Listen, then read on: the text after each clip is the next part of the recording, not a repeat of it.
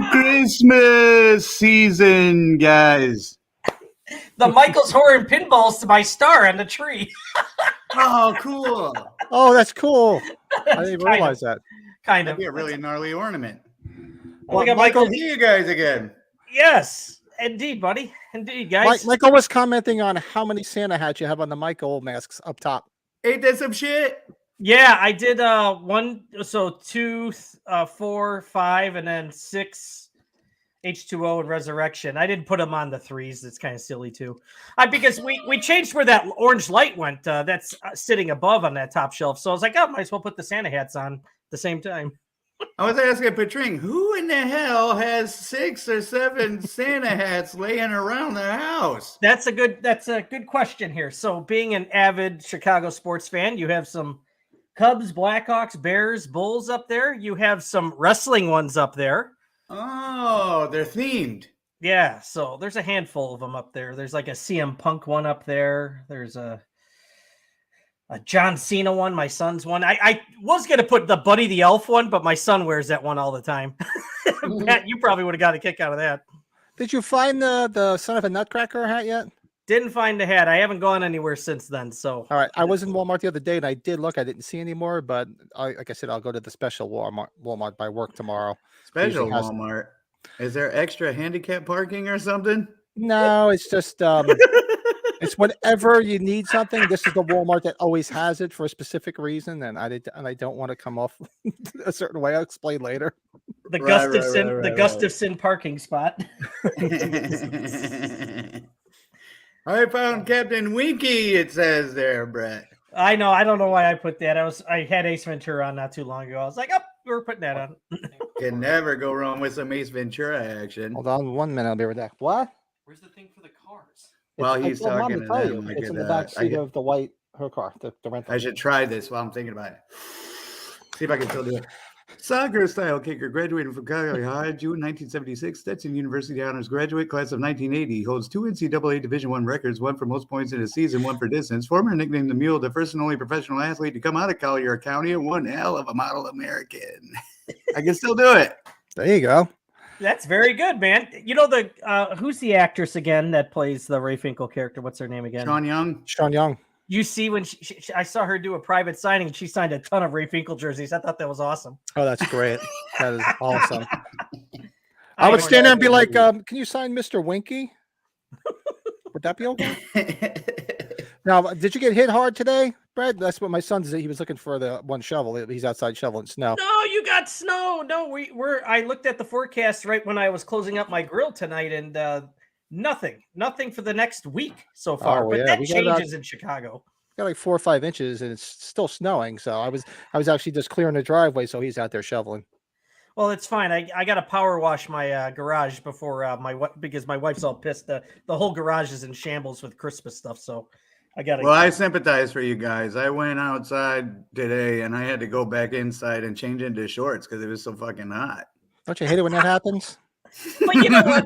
In all fairness, though, he's got the Michigan blood in him a little bit, so Yes. you know he. Yeah, he but knows that the weather. changes though. It does. Your body like adapts or something because when it's like 45 or 50 degrees outside in Michigan, I'd be like in shorts almost.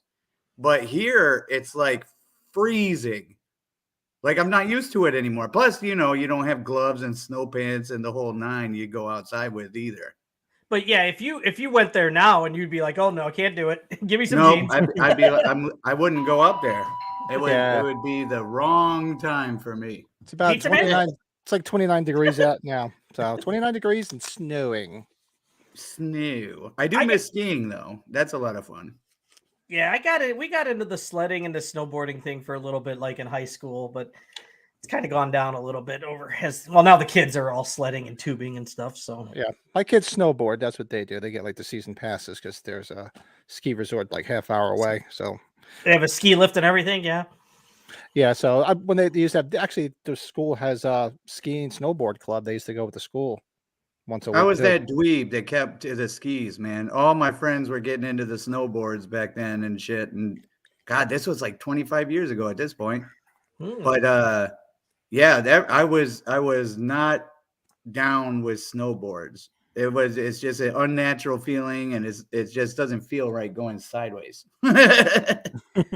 Yeah, I don't know about you guys. Like as you get older here, I'm just afraid I'm just gonna roll an ankle, I'm gonna roll something, and then I'm done for a no. while. I wouldn't go anywhere near it. Like when we did take him, me and my wife, we dropped him off and I went right for the bar and hung out by the fireplace. Nice. I'm like, they went this way, I went that way. I'm like, all right, I'll see you in an hour. Or Oh two. man. We had the same thing at Wrigley Field for the Cubs season ticket holders. They took the whole ballpark and made like a winter park with rides and sledding and an ice rink. My daughter and wife went on the ice, and I told my son, I'm like, I'm not going out there. I'm gonna kill myself. So. Well, they wanted to go. They wanted to go tubing tonight because I couldn't find any rope because I have like those big tubes. Oh yeah, that you could use. You got those big tubes. I got those big tubes. He said tubes. Tubes. That we used for the pool, but I couldn't find anything to tie it to the hitch on the quad. Now I was going to pull him around and just let him friggin' go tubing, but I couldn't find any friggin' rope. I'm gonna have to rewind it too, because I could have swore your hands were out like this when you said you had two big giant tubes. Boobs. I tell you, I'm excited for tonight. Speaking of boobs. Oh, we got a good one. There's a good one. You know what? And I'm gonna tell you when we get there. I had more honorable mentions than I should have. It's like almost a top 10, but I'm like, screw it. It's fine. I have a handful. You know, this was not as easy as I anticipated it would be because there's some on my list. You guys are gonna be like, oh, really? Because I went really deep on these. I went deep on the hot chicks. No, if only he said deep. But yeah, it should be. It's gonna be interesting. No, it was great, and I'm with you guys. I was sitting there like all the like cliche ones were popping in my head, and I'm like, I'll be honest with you, I don't really think those are gonna be my style. So I started thinking and really put a lot of thought into it. Me too. Yes, and it took me forever. And the one that was really hard is we're also doing as well as hottest characters in horror. We're also doing top 5 most disappointing meetings, celebrity encounters. It was rough because most people you meet are decent. At least they are. Well, I did that. Michael and talked a little bit about that. I said, I'll be honest. The list I have is, I think I told you guys years ago, I used to work for the cable company in northern New Jersey. And we said there was a lot of people that live up there, a lot of celebrities I met over the years. And a lot of them were really cool. And a lot of them were just complete dicks. And it's not like I was fanboying over them. Just a simple, hello, how you doing? Big fan, whatever. They're like, yeah. And you're like, yeah, you're a fucking dick. Wow. All 5 of them are that. Yeah. All 5 of them are from that. Because I was like, everybody I met from the Halloween franchise is pretty much the only autographs I have, and everybody's been super cool. I've never had a bad experience. These people are cool when they're getting paid to do it, but when they're not getting paid to do it, they're dickweeds? They're kind of dicks. Fuckers. Yep. Big. Well, now they're getting called out on one of the most podcasty podcasts on YouTube. Well, so one of them's dead. Well, good. Fuck him. And the other one, he's gone. Who gives and the other a shit? one of them is going to be a little confusing because I couldn't remember which one of them it was because it's a singing group from the 90s and it was like a duo and I don't remember who was who. So I'm just going to call them both out as being dicks. Oh God, yeah, I'd love to meet Daryl Hall. He's cool as hell. It's one of my favorite things watching that Daryl's house. He's got some great jams. Some great people. Well, this is going to be good times. I don't know if I don't know, Pat, you might see it, or if Michael, if you've seen, there's a group called An Experience With, and they're based out of, I think, England, and they did stuff overseas for the longest time. Sylvester Stallone, it was a big dinner gathering, and you could do a meet and greet, and if you did like the real Primo thing, you get an autograph from them and everything. But they've done like Stallone, Van Damme, Schwarzenegger, Pacino. Big names. They just brought it over to LA last night or yesterday, and they had Stallone. And I was going to say that my buddy just posted he was going to meet him. My friend Pat, I told you about, that lives out in San Diego, the big Halloween Kiss guy. He was posting. He was like, "Oh, I'm meeting Stallone tonight." Yeah. Okay. I don't know if he did or not, because what happened was he started feeling under the weather as he was doing like the photo ops. Because one of the packages is just photo ops, but the full meet and greet with an autograph is very limited, I guess. See if he did or not. I'm going to look. Oh man, you guys remember that movie, The Omen? Where every time that dude took pictures that you could see how someone was going to die? Ooh. I hope that light in my room here isn't foreshadowing. I'm gonna get like stabbed in the forehead or some shit. There Looks was a like you got Twilight- there was- Superman's power hitting you. There was a Twilight Zone episode like Except that. for Did you ever it's see not that red. Twilight Zone episode? Is it really? There's a Twilight Zone episode where these guys are. It's like it's a setting for war, and it's like World War II. And one of the guys, who's the lead, like the sergeant, was the original Darren from the TV show Bewitched. He was in it, Oh. and one of the guys there, every time he saw a light like on your face, that person ended up dying. So every time he looked at somebody, and if he saw that light in their face, it freaked him out because he knew they were going to die. And then the very end of it is he sees classic. himself in the mirror because they tell him, okay, we're going to transfer you. And then he sees his own light in the mirror, and he's like, he just takes off his dog tags and everything, and he just goes with it. Real good episode. That Huh. show is amazing. I should go back Espe- and watch them. Definitely. And it's surprising how easy it is to watch a show from like the 50s. Did they finally stop doing the new ones? Because I heard like the first season was all right. I don't know. Did they? I didn't cancel it? watch it. The Jordan Peele ones, I didn't watch Yeah. it. Are they Isn't it still the going? Twilight Zone? Yeah. Yeah, they redid it. The one that did the revamped one in the 80s wasn't so bad. There was a couple of good Jordan episodes. Peele. Yeah. Oh, fuck my titties. I That will tell dude- you, Who gives a shit? I like the movie though, especially with like we talked about Dan Aykroyd and Albert Brooks at the That's beginning. going to be on the watch along list. Oh Cool. God, yeah. Definitely one of my Unfortunately, favorites. a lot of negativity or an unfortunate circumstances from that film. But Yes. Did you watch Cursed Films on Shudder when they did that one? oh hell yeah, yeah, Yeah. You mean like Poltergeist style? yeah. Well, the guy and the two kids got killed. The actor. What was the actor's name, Pat? Oh God, what am I drawing? It's Jennifer Jason Lee's dad, right? father. Yeah, Jennifer Jason Lee's father. Vic The Morrow. helicopter Bruce came Lee? down. Vic Morrow, Morrow. yeah. You ever heard about this, Michael? Where the helicopter came down and killed the Him two and two kids, kids? and yeah, and John Landis almost went to prison. For what? Decapitated him and two kids. Why was he going to go to jail? I forget. You got to watch that documentary. I think it was because kids were working after hours or It something. was Is that what kids it working was? after hours. It wasn't a safe environment because usually I'm supposed to have like a safety monitor pretty much on those sets. And they kept calling the helicopter down closer when it shouldn't have been too close, and that's what happened. They got too close. Really? They lost That's control. fascinating. There's Oh, if you look it up, documentary on that? you see the blade hit him and the kids, and they go fucking flying.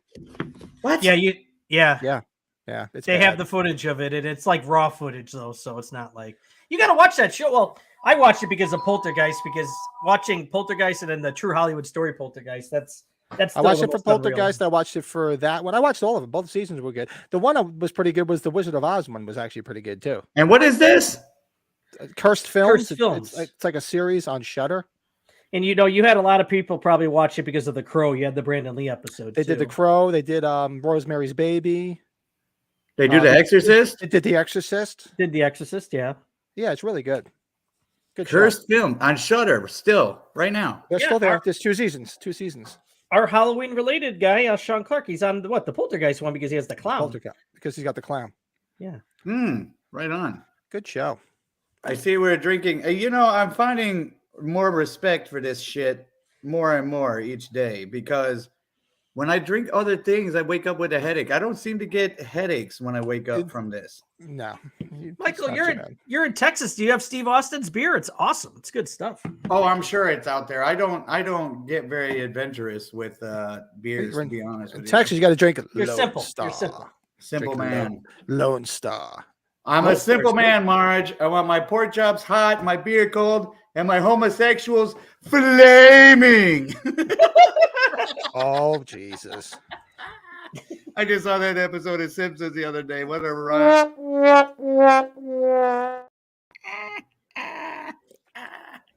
That was good. I Oh saw my you- God, I danced with a gay. You guys want to? All right. So I know Michael Dave! sent me his video. Oh yeah, there we go. What's up, Dave? Hey, Dave. He sent me the video. So you want to show some stuff at them because I think it's like 8 minutes long when I put the two of them back to back. What a So long you have one. anything? You have anything new? Ooh, nothing wrong with a long one. You have anything new where, Mr. Winky? I don't have anything new, just the stuff that I was going to show over time here. So nothing new. I've got some DVDs if you want me to show those bad boys. What new? DVDs. No, or not new. just- These are some older signed items. Unless no, I have nothing new, so I can do this a little bit later. I'm sorry. So Well, you know what? Why don't you show it Whatever. now? I'll use any excuse to show this.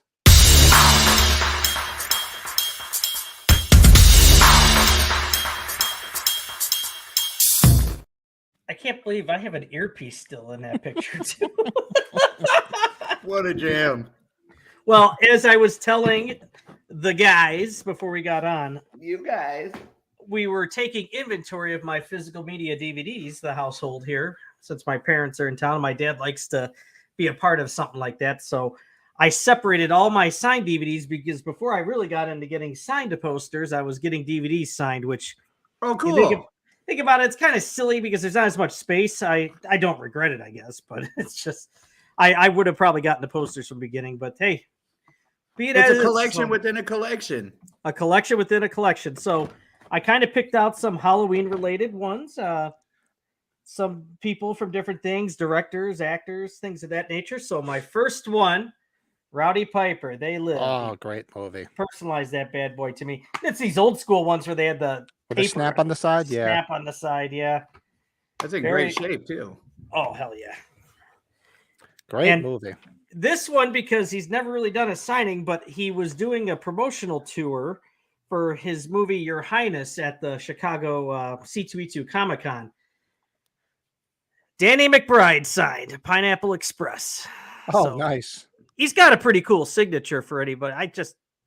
It's kind of different. So It almost looks like it's part of the actual artwork. yeah, he super nice guy, but that was before the Halloween stuff. But so we'll see. He's definitely someone from the 2018 past that I would get on my Halloween poster. Well, Sure. do you like his HBO shows? Because the Kenny Powers. Yes, the it's Eastbound great. and Down or whatever. Yeah, and the Righteous Gemstones, like that in the South. I'm sure that gets a lot of people going in the South. That show. That's a great time if you haven't watched that. Oh, Eastbound and Down was great. It's one of those like the first season or two was great, and then all of a sudden it wasn't as funny anymore.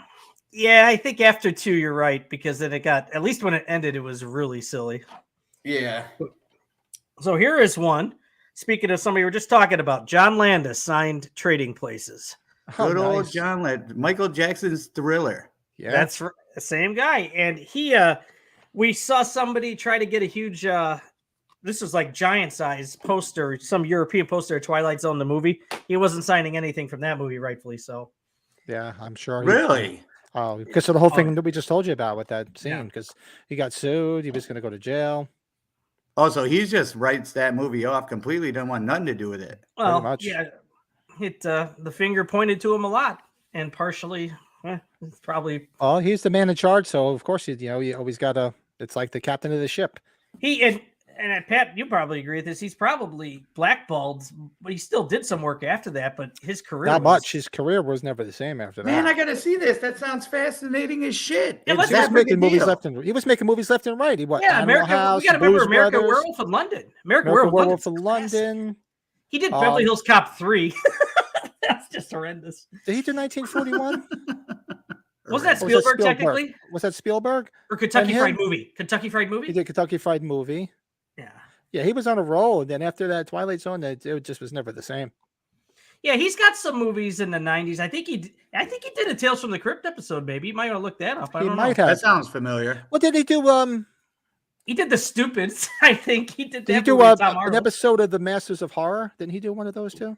He might have done that. I think he might have done one of those as well. We'll look it up here in a second. Well, I don't know if you guys are Kevin Smith fans. So Jay and Silent Bob Strike Back. They've been around here a number of times. I'm a big fan of their films. I haven't seen Clerks 3 yet. It's out now. I better check it out. And this, I wish I had this on a poster. All these Fright Night people. Oh, yeah, gangster. that's awesome. Yeah. Who's on there?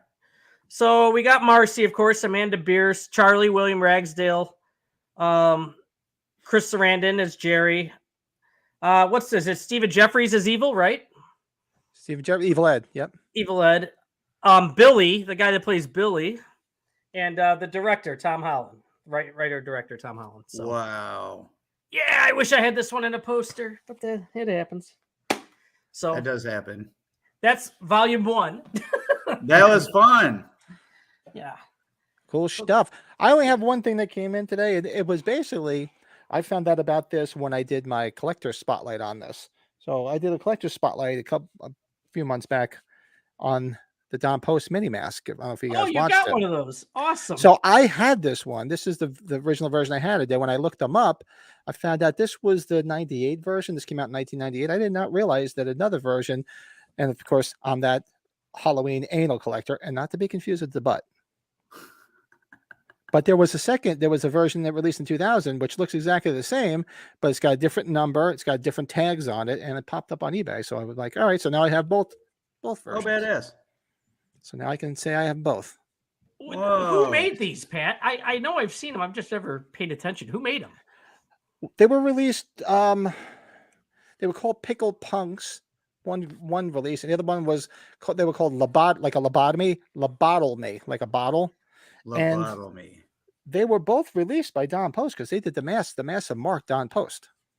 It's like I think like I'm gonna open up my refrigerator looking for the bottle of pickles, and then all of a sudden the Michael Myers mask gonna be in there. And what's cool is now that I have both versions, you can actually really see that the masks actually do look different. Your storage area probably looks like Silence of the Lambs and shit. Are they the same size jar or different size? The exact same jars. Actually, Mm-mm.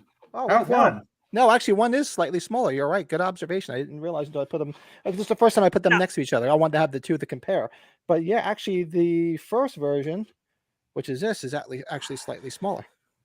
One Like- slightly Good eye. smaller, and they tend to hang towards the left. Michael, do you have one of those? Stick You to the both- left You eye. probably have those, right? Or do you I not did have- not. I wow. actually, to be honest with you, up until Patring talking about it, I'd never even heard of them. Oh, really? Yeah. Yeah. Those are Yeah. different. I got my original one in Spencer's. They were in Spencer's, I remember. Back in the day. They just look they look different in a fun way. But you know what? Actually, I take that back. I did get some stuff, but I'm sorry, I can't show it until December 23rd when somebody opens it up. Right? It's do not up until Christmas. Yes, do not open until Christmas. I should have wrapped them and put them under the tree over here until I mail them out. Oh, cool. I usually buy some stuff. I'm not getting any Halloween stuff this year for Christmas. I don't think Two- I am. 2 episodes of Masters of Horror. You were correct. Yeah, because I remember I love that series. I remember the Carpenter one was good. Oh. The Yeah, the smoke one. That's the Carpenter one. who was the one Oh, that was it he- was it Dario Argento? Did the one was Jennifer? The one with with the girl with the hot body with the creepy face. Is that? Yeah, that might have been Argento. I think think it I was haven't seen Argento. them since they first aired. Yeah. he That's did a good. ton of Good series. Good series. Dream On episodes. He did a ton of those. Remember that show on HBO? I used to love Dream On. That was a great show. I never saw Innocent Blood. Do you remember that movie? That was a horror movie. No, I think I did. Oh, Coming to America. Jesus, how could we forget that? Oh yes. Oscar with Stallone. That's a cheesy Stallone film. Yeah. Oh, Three Amigos. Holy shit. He did That's- Three Amigos. that's Spies Like Us. We're forgetting a ton here, guys. Yeah, we are. Sorry, John. Anyways, Wait, is he dead? he ain't dead yet. You just looked up at that. Sorry, John. What was that? Did he pass away? I wasn't aware. No, he's- he's still around. I love Spies Like Us when they get caught by the Russians. Every time you don't talk, I cut off a finger. Mine or yours?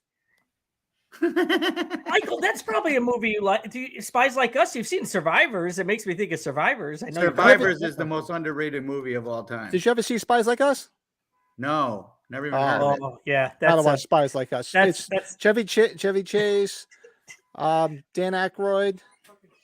we might have our Just Dan Aykroyd. Yeah, we might have watch-alongs till 2025. seriously. Yeah, well, no shit. am I being called? Oh, you need me? Is it legit funny? Whose car? Yes. Oh yeah, it's fun. Oh yeah, it's a riot. It's good. Whose car is out there? Who's making that noise? That's my Is that son. yours? I don't know what he did. He was clearing off the truck and he must have. I don't know. It was honking. He didn't have the key. Like I said, he's out there clearing snow. Put his ass to work. That's right. He's home. You do that. Mhm. That's it. Earn your keep. You want to go to the ball, bitch? You got to earn your keep. I got to tell you, I've really been enjoying these watch-alongs. Though I've been thinking about them a lot. I just think it's a lot of fun. We just shoot the shit and just watch the movie, and it's good times, man. I Yeah, hope you looking guys forward to- appreciate them. Oh, I'm having a ball. Looking forward to freaking Tuesday. Yes, it's Christmas always Evil. fun. It's gonna be fun. So where you guys want to go? I know Michael sent me the video, and I'm thinking maybe we'll hold it for a pee break because it's like 8 minutes long. Maybe between the two of the top fives, probably. Yeah, and we'll just play it. Everybody can watch because he does a whole tour of all the stuff in the shop, some new stuff. So I put. Well, it on I one will long tell you video. this. In the meantime, there was something new that happened. I had one of the Leatherface guys at my shop last Oh night. shit, that's right. I saw your post. How'd that go? Yeah, that dude. That was the poster Leatherface for Texas Chainsaw 3D. It was great, and he ended up going next door where the band practices and shit, and he ended up hopping on the drums, and I played guitar, and we did Stairway to Heaven, and he knew all of it, and it was fucking fun as shit. He sent me a bunch of videos of it that his assistant took, but he made me promise not to show them for some reason. I don't know why. He did a good job, but he didn't want me to show anybody. And he's such a cool guy and actually follows the page and all this other stuff. So I can't do it without him knowing, it seems like. But Gotcha. no, he was a super cool guy, very personable guy, and gathered everyone at the shop around to talk about the stitching on the mask that he had, something to do with a 13 number and the stitching that Tom Savini did or something like that. I was fucking trashed. I was fucked up. I turned that motherfucker into a party for sure. So much so that I did like a fucking drinks are on me scenario. And when there was like 15 people in the shop, I said, I'm paying for the fucking autographs for everybody in the room right now. Oh, And Jesus. so I ended up having to fucking, and everybody, of course, got the combo and the picture and shit like that. So it cost me like $650. That was an expensive drink. Yeah, I would have been better off going to a dive bar. But Yeah, I was gonna say you'd probably go cheaper if you did that at a bar. but Dive bar. nobody will ever forget that. He was talking about that. He was doing another convention in San Antonio today, and I went and talked to him for a little bit while he was up there. And people are already fucking commenting to me about, oh, I heard you paid for the autographs and this and that. So it's getting some attention. And it was rad too, because I told him Tony Moran had been in recently, and he said, I was just talking with Tony Moran, speaking of Halloween and big collections. He said he was telling me about this wedding that he just did and how he ministered this wedding in the middle of this Halloween shop. And I'm like, you're fucking standing in it. This is where it was, baby. This is it. He's like, no fucking way. So Tony Moran's running around telling everybody about it, getting a lot of attention and shit like that. And now, other celebrities are fucking acknowledging my shop and all this other shit. So it's a real trippy time. It's great. But Did you tell about the cake? I was pretty trash when we did that video. So I'm looking forward to seeing it myself. I don't remember a fucking thing about it. Did you Who tell about the knows? cake? Remember the whole cake thing? No, you There's probably- still cake in that shop. We went through and cleaned it twice. There's literally going to be strawberry cake in there when we move out.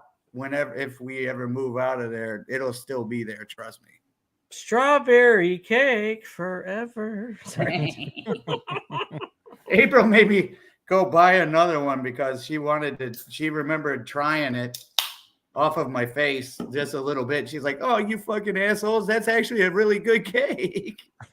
So she wanted to eat it. So I had to get another one because she was just dying to actually try it the right way. Oh, Good ass cake. Strawberry frosting, white cake. So good. But anyways, enough about cake. I digest. cake. Cake. There you Cake. go. So, gentlemen, where do you want to go today? We have top 5 celebrity disappointments. We have our top 5 hottest girls in horror. Ooh. I think we should do that first. And movie spotlight of New Nightmare. And we can do our recap of Silent Night, Deadly Night. Rank it, talk about it, hold it, caress it, give it a reach around, all that fun stuff. Rip Tell it it's clothes. pretty, Ah. make it leave afterwards. make it leave. Make it leave in shame after I'm done with it. That's right. I was The walk of tempted. shame. I was tempted to watch the sequels if I had some time this week. 2 and Oh, 3. they're rough. The second one is the only one worth watching. It's actually, admittedly, mostly clips from the first movie where he's talking about it. It's supposed to be the little brother that you see at the end that goes naughty. That's his little brother. And it's so cheesy bad, but it's actually so fucking funny. We have to do a watch along with it. It's like, you know what it is? It's like, the hell's the movie? Sorority, was it Sorority Massacre? The fucking, what's the massacre? Sorority House Massacre? Sorority House, like the part 2 with the driller killer. Mm. It's sort What's of wrong like with that? cheesy. One with the guitar? It's so cheesy and funny with the driller killer is just funny as hell. That's the way Silent Night Deadly Night Part 2 is. It's just I ridiculous. like how we have this conversation sometimes and we say, man, that movie was horrible. We should do a watch along. I'm sitting here going, what? Well, no, it's know what, it's Man, so that movie bad. It's sucked. Let's check it out. We it's should so have done bad a it's watch good. along of It's the so guitar bad one. It's Oh, good. did we do a watch along of the second one? I thought we did, didn't we? No, it's so No. bad it's good that it makes you laugh. It's more of a comedy than a horror movie. It's like, how I'm sure your wife has done this a million times. My wife has done it. It's like, oh God, this tastes like shit. Taste it. Well, if it tastes like shit, what the fuck do I want to taste it? I'll take your word for it. Oh no, but you gotta try it. You gotta try this. It's terrible. It smells like shit, tastes like shit. I'm like, I'll take your fucking word for it.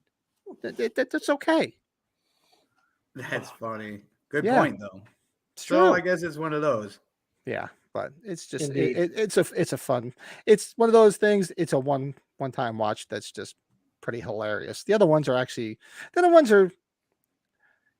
direct to video. Well, they were all pretty much direct to video. Well, except for the original one. But they're fun watch-alongs because they're just so bad. They're like comedies more than they are horror movies. What did we say we were doing again tomorrow? Christmas Eve or Tuesday? Christmas Eve. Christmas Evil, 1980. And what format? So I could be ahead of time. Did we talk about that? Christmas Evil's on Shudder. I know for a fact it's on Shudder because that's where I watched it. Ah. Yeah, it's definitely on Yeah, I'm Shudder. going to have to be ahead of that, too. I'd hate to pay for some of these turds. Nice. If you need help, I can usually find it for free. Every time somebody needs to find something, they're like, Pat, did you find? I said, yeah, I'll find it for free. I'm not paid for it. The only thing is you got to worry about commercial breaks, though. That's the only thing, right? No, there's a few streaming things you can find online. I'll help you. They can usually find with no commercials. Sometimes you get that version that somebody did with their camcorder. It's usually the newer movies. Like that's how I watched Smile. You could easily tell it was somebody did with a camcorder. Smile. Yeah, and that. So, but where we going? Where we going? We're going to hot women, asshole celebrities. Let's go with hot women for the people that are here to see the meat and potatoes. Nice. Alex, I'll take hot women for 500. Nice We'll go with hot ass. women for 500. Oh, we got the daily double. The double, the daily double, the double D's. The double deuce. The double douche. All right. Nice. Doing top 5 hottest women in horror.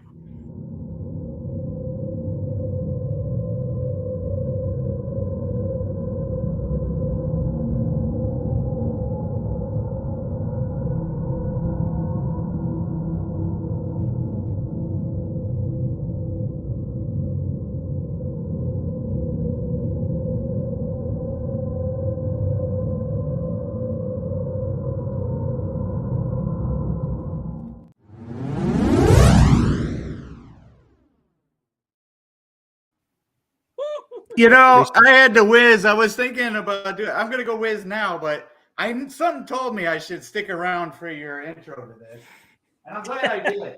I was trying to think of somebody. I'm like, maybe recycle Kathleen I gotta Kinmont. whiz and stand I right from the toilet. Recycled her from the booby snub. I'm jealous. He's got shorts on. I know, right? Meanwhile, my freaking sweats are still a little wet from snow. We had a lot of rain, Pat. It's really just been rain the last couple of days on and off. It's just been. Well, Yuck. I think later in the week is supposed to, by me, might be a pretty big snowstorm. That's what you're saying. Which, of course, Thursday night is my company party, so I'll probably get stuck not going because of the friggin' snow. Oh God. Oh man, that's brutal. We Yeah. always have ours Thanksgiving Eve for like a lunch, and this is the first time they had alcohol in like 10 years at the luncheon. So nice steak lunch and then booze. Booze. That is the quickest piss ever. That's awesome. All right, It's who right wants next door, literally. to go first? I'll go. There you go. Now we're talking my language here. All Who's your right. number 5? So my number 5 is actually, I'm kind of surprised she made my list, but when I was thinking about it, I'm like, this is the total package here. But from Texas Chainsaw 3D, and maybe that was on my mind because of the convention at my shop, but Miss Alexandra Daddario. She was one of my honorable mentions. She was super fine. And I was sitting there going, oh, they fucking taped that shirt to her fucking nips, dude. There's no way one of those bitches ain't popping out. No fucking way. Did you talk to him about it? I didn't have a chance to bring that, or at least I don't think I did. I might have. I don't remember a whole lot of it. Say, do Sounds you like think? some stupid shit, I would say. Say, do your thing, cuz. Oh, Christ. That was almost the disqualifier that made it an honorable mention, to be honest with you, because that was so stupid. So stupid. But yeah, Alexandra Daddario. And she does end up exposing them bad boys for True Woody Detective. Harrelson. And do True you know Detective. the name of the movie? True Detective. True Detective. Yes. Thank you, Great. Brett, Mr. Skin. Great scene. And that was a great so good. That was a great show that season too. It's a fun time watching that. But yeah, so Alexandra Daddario. Nice. Nice. We definitely think alike us. Yeah, that was close to my list. And this one, kind of probably an oddball because that's what I am. My number 5 is, and of course it's in a movie with another woman who might actually even make this list, but I actually chose the one that was supposed to be the counter of her. Like she was the hot one, and the other one was kind of not the hotter one. But I always thought she was super cute. Amanda Seyfried, Jennifer's Body. Oh yeah. Because you could pick Megan Fox. Interesting. I've never seen that movie. I'd have to check that out. Megan Fox, everybody would think different. automatically you're going to take Megan Fox, but I like Amanda Seyfried better. I thought she was super cute. That is wild. I was thinking about Megan Fox from that, and I'd never even seen the fucking movie. Yep, she was Jennifer in it.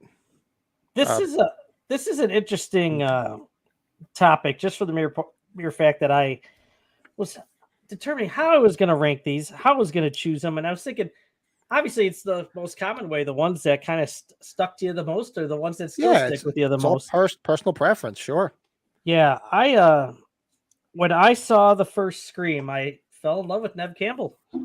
That's my number 5. I don't know she what kept it was. popping up in my head too. There's something. She was on my her, short right? list. Yeah, I made a list of all of them and then just whittled them down to the ones that really stuck out, and Neve was obviously on there.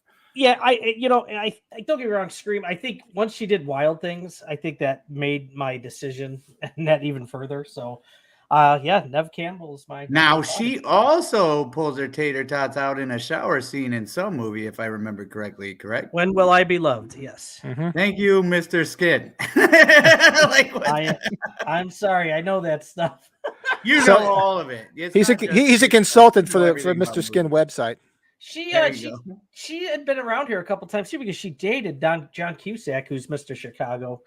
She was here quite a number of times. I remember when she was doing those movies, and she did the movie with Malcolm McDowell, because she's I don't know what kind of, I think she's like a ballet dancer at heart or something like that. I forgot, but she did that movie, The Company, with Malcolm McDowell, and she loved working with him. That's not our type of movie, none of ours. No. But I did watch it for her, obviously, but. It's kind of cool to see her in a movie with a Halloween guy. Know of the movie, but I didn't watch it. Yeah. Okay. Sorry, Michael. You're number 4. You're number 4. So my number 4 is a classic. And when I was a kid, I loved this movie, but there's no denying this female's beauty, is the great Janet Leigh from Psycho. Honorable mention for me.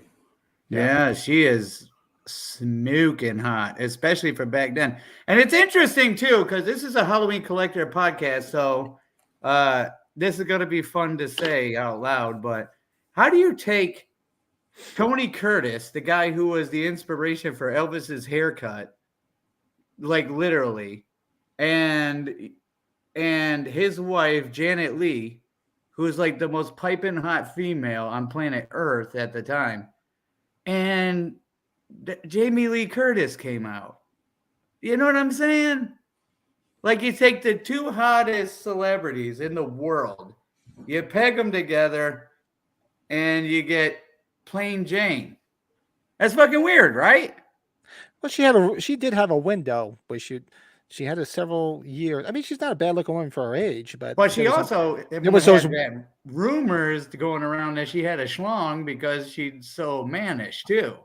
well, I don't know. I mean, Even on American Dad, dude, Steve, the kid was raising some bees, and he called the queen Jamie B. Curtis and said, "I heard she was born a drone."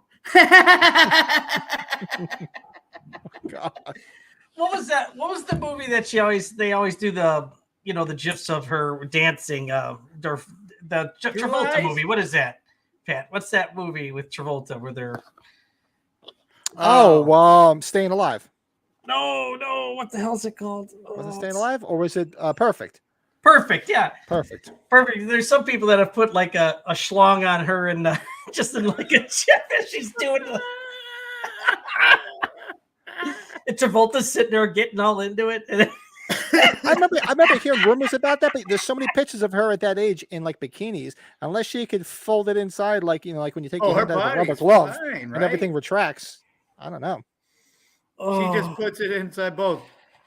Yeah, you remember that when they weird. on Family Guy when they were making fun of the facts of life, and they said it's like Joe and her confusion, and she goes, "Mrs. Garrett, is it normal when your penis and your vagina connect with each other?" And she goes, "What? You have both?"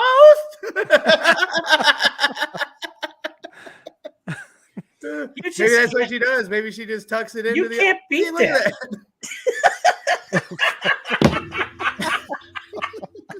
Sorry. Hey, there's nothing to show there, so we can't get in trouble. So Nothing to see here. Move along. oh, it just Travolta's face though is just priceless. Ooh.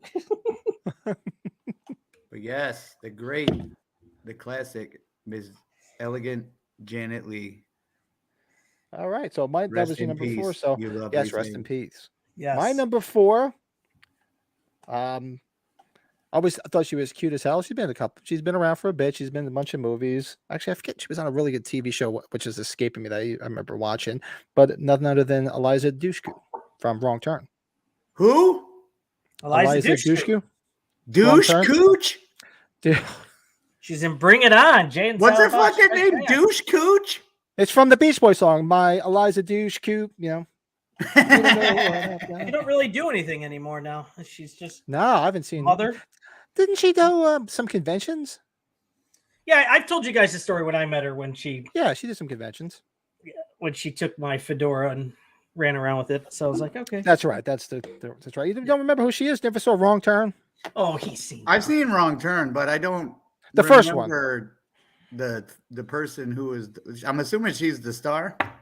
Yeah, pretty much. Yeah, I don't remember. If you saw her, you'd remember who she was. You'd be like, I watched "Oh, all okay." of those in like a 1, 2, 3, 4, 5, 6 days in a row kind of thing because there was a little collection on Vudu or some shit, and they were all just like, okay. Yeah, the first one was it was okay. Oh, but that's the what it rest of is. I them was don't like, pay "Eh." attention to brunettes most of the time. What? Yeah, no, it's blonde or bust, baby. Blonde or bust. Blunderbuss? Here's the Blunderbuss. shot that I really like a lot of her from Wrong Turn. Yes. Okay. That's my number 4. What do you got? Mr. Winky. No doubt about it. Jennifer Love Hewitt, another brunette. She is. Has to come up, right? She has to. She's got the goods. She's got the girl next door. She's got it all. To me. Mm. She must have some pretty huge areolas or something, right? Yeah. She Because with the popularity, she had to have been approached by Playboy. She had to have been approached, and then I don't know her career very well, but there's got to be a period where she started to kind of go down a little bit. Well, she went more to TV, I think, once she started a family. So yeah, she did Ghost Whisperer. She's been in a bunch of other TV shows. 911, right? Or she might have bareliolas, which I call them when you know how the skin kind of just looks like it bleeds right into a nipple for some reason. And there's no. I call those bareliolas. They're better than harriolas, though. No Harriolas. Harriolas are kind of nasty. That or they're called silver dollars. No, just kidding. Good Lord. No, but you know what's funny, Michael? She did her first like mail-in signing, which I was like, wow, she did a mail-in signing because I wouldn't even expect her to do something like that. Well, she had a couple of the CDs out too. Remember, she was a singer for a minute. Oh, it's terrible. Yeah, Dude, Terrible. that when Maxim, like, God, I think I still have the first like 80 issues of Maxim in the closet back here. Her first issue she ever did, Maxim, was awesome. I'll figure some- Yum. Yeah. Good shit. Good shit. what do you got, Rick Okay. Allen?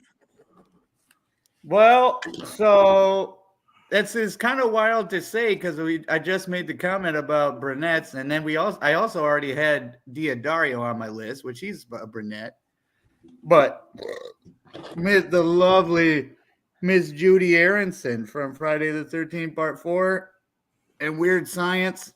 Mm-hmm. Wow. So gorgeous. I loved her face back then. Beautiful female. And then she's, of course, in that 13 Fanboy. And I was sitting there going like, oh, man, could you imagine? Because in 13 Fanboy, it's like, for those who aren't familiar, it's about a real life it's kind of like set in real life where the actors from the Friday the 13th movies start getting harassed by some like serial killer. And Judy Aronson's in that. And when you first see her, she's like in bed with this guy she gives money to for staying the night or something. Like she hired a prostitute. And I'm sitting there going, oh man, could you imagine if she was this sex crazed fucking freak? Oh man. But yes, the lovely Miss Judy Aronson. And you got to love the scene where she's going into the lake right before she got killed. Yes. Screw you, Polly. And she's just running around naked. It is kind of goofy though, because if you remember when the spear or the knife or whatever went. Oh, the into face she body, makes? She was like, she looked like Corky from Life Goes On. It was fucking bad. You know, Yeah, as it was pretty bad.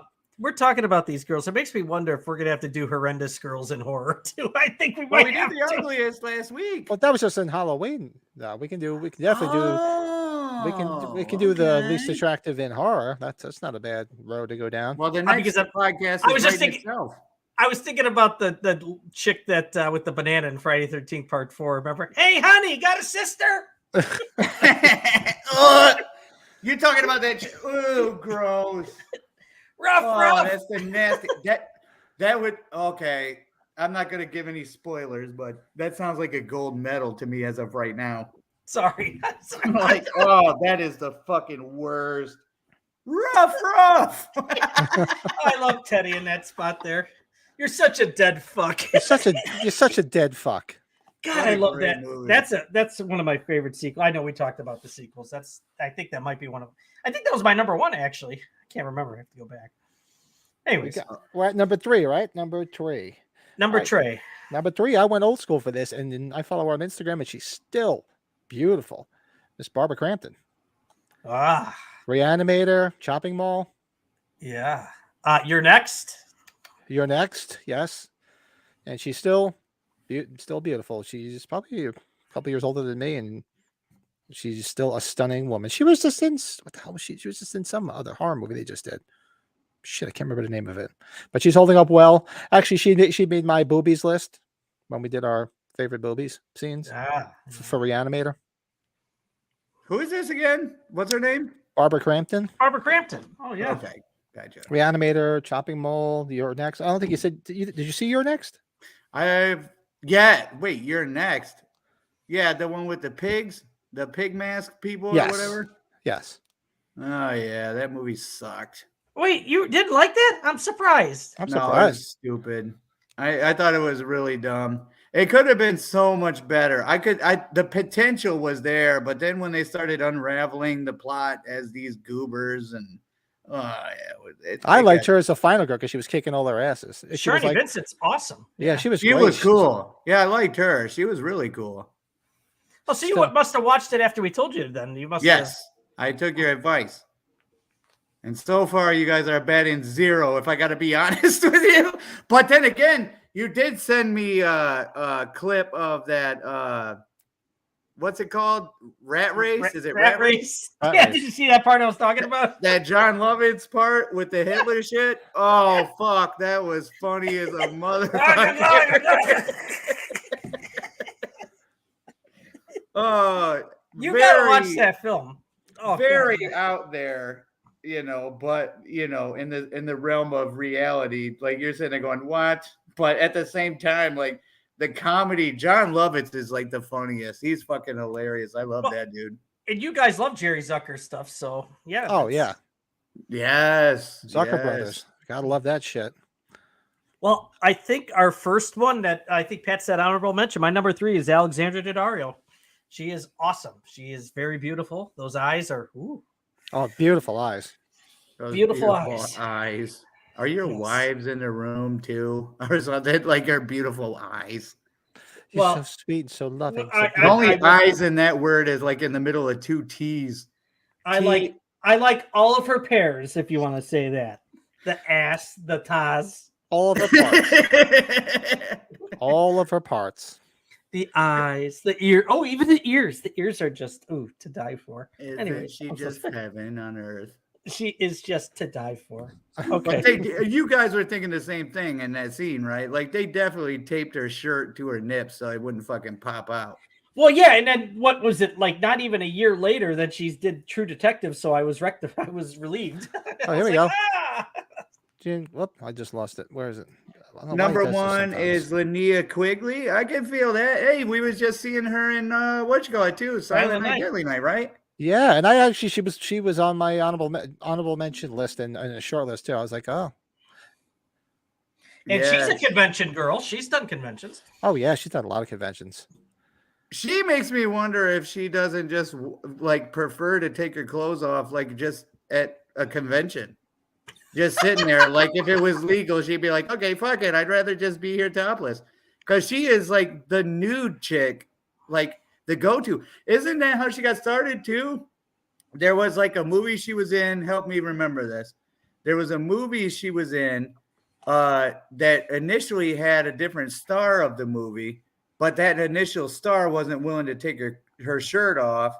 So she ended up getting the gig because she was willing to take her shirt off. Do you remember I don't this? know. Maybe. I never really read the backstory on her. Do you know the movie, the guy that was in that movie last summer? Yeah, no shit. I know. How much more vague could I be? No, I'm just fucking around. I was thinking of Clerks because that's what the one guy says he comes in the store. Sorry. No, I don't know. I can, Quigley, definitely a good choice, my friend. but she Yeah, looked great in that movie we watched on Tuesday, though. Oh, Silent man. Night, Deadly Night. She was real young with, and she was making out with Barry Kicks Ass, Barry Sims from Halloween 6. Yes, and then you get to see her impaled by some deer antlers. And she's a full frontal in the Return of the Living Dead, right? Pretty much, I guess, right? You know what? I thought so too. Did you ever watch the making of the Return of the Living Dead? Oh, it she's wasn't wearing her. she's wearing a skin bodysuit. Ah, I did not know that. It looked real. that's realistic. hot. That's Go hot. watch the making of the Return of the Living Dead, and she was because I guess because she was going to have so much, and they were worried about rating, so she was actually wearing a skin bodysuit. Well, you remember in is it Nightmare on Elm Street Part 4 with the souls in his chest? And then Yeah. you see the one girl with their boobs coming through Freddy's chest in the skin. That was That was her. her? Yeah, because I was caught off guard because I've met her a bunch of times. But I looked down at her pictures and I saw that picture of like the Freddy skin with that girl's nips fucking shooting out of there. You show your chest on Freddy's chest. Yes. Beautiful.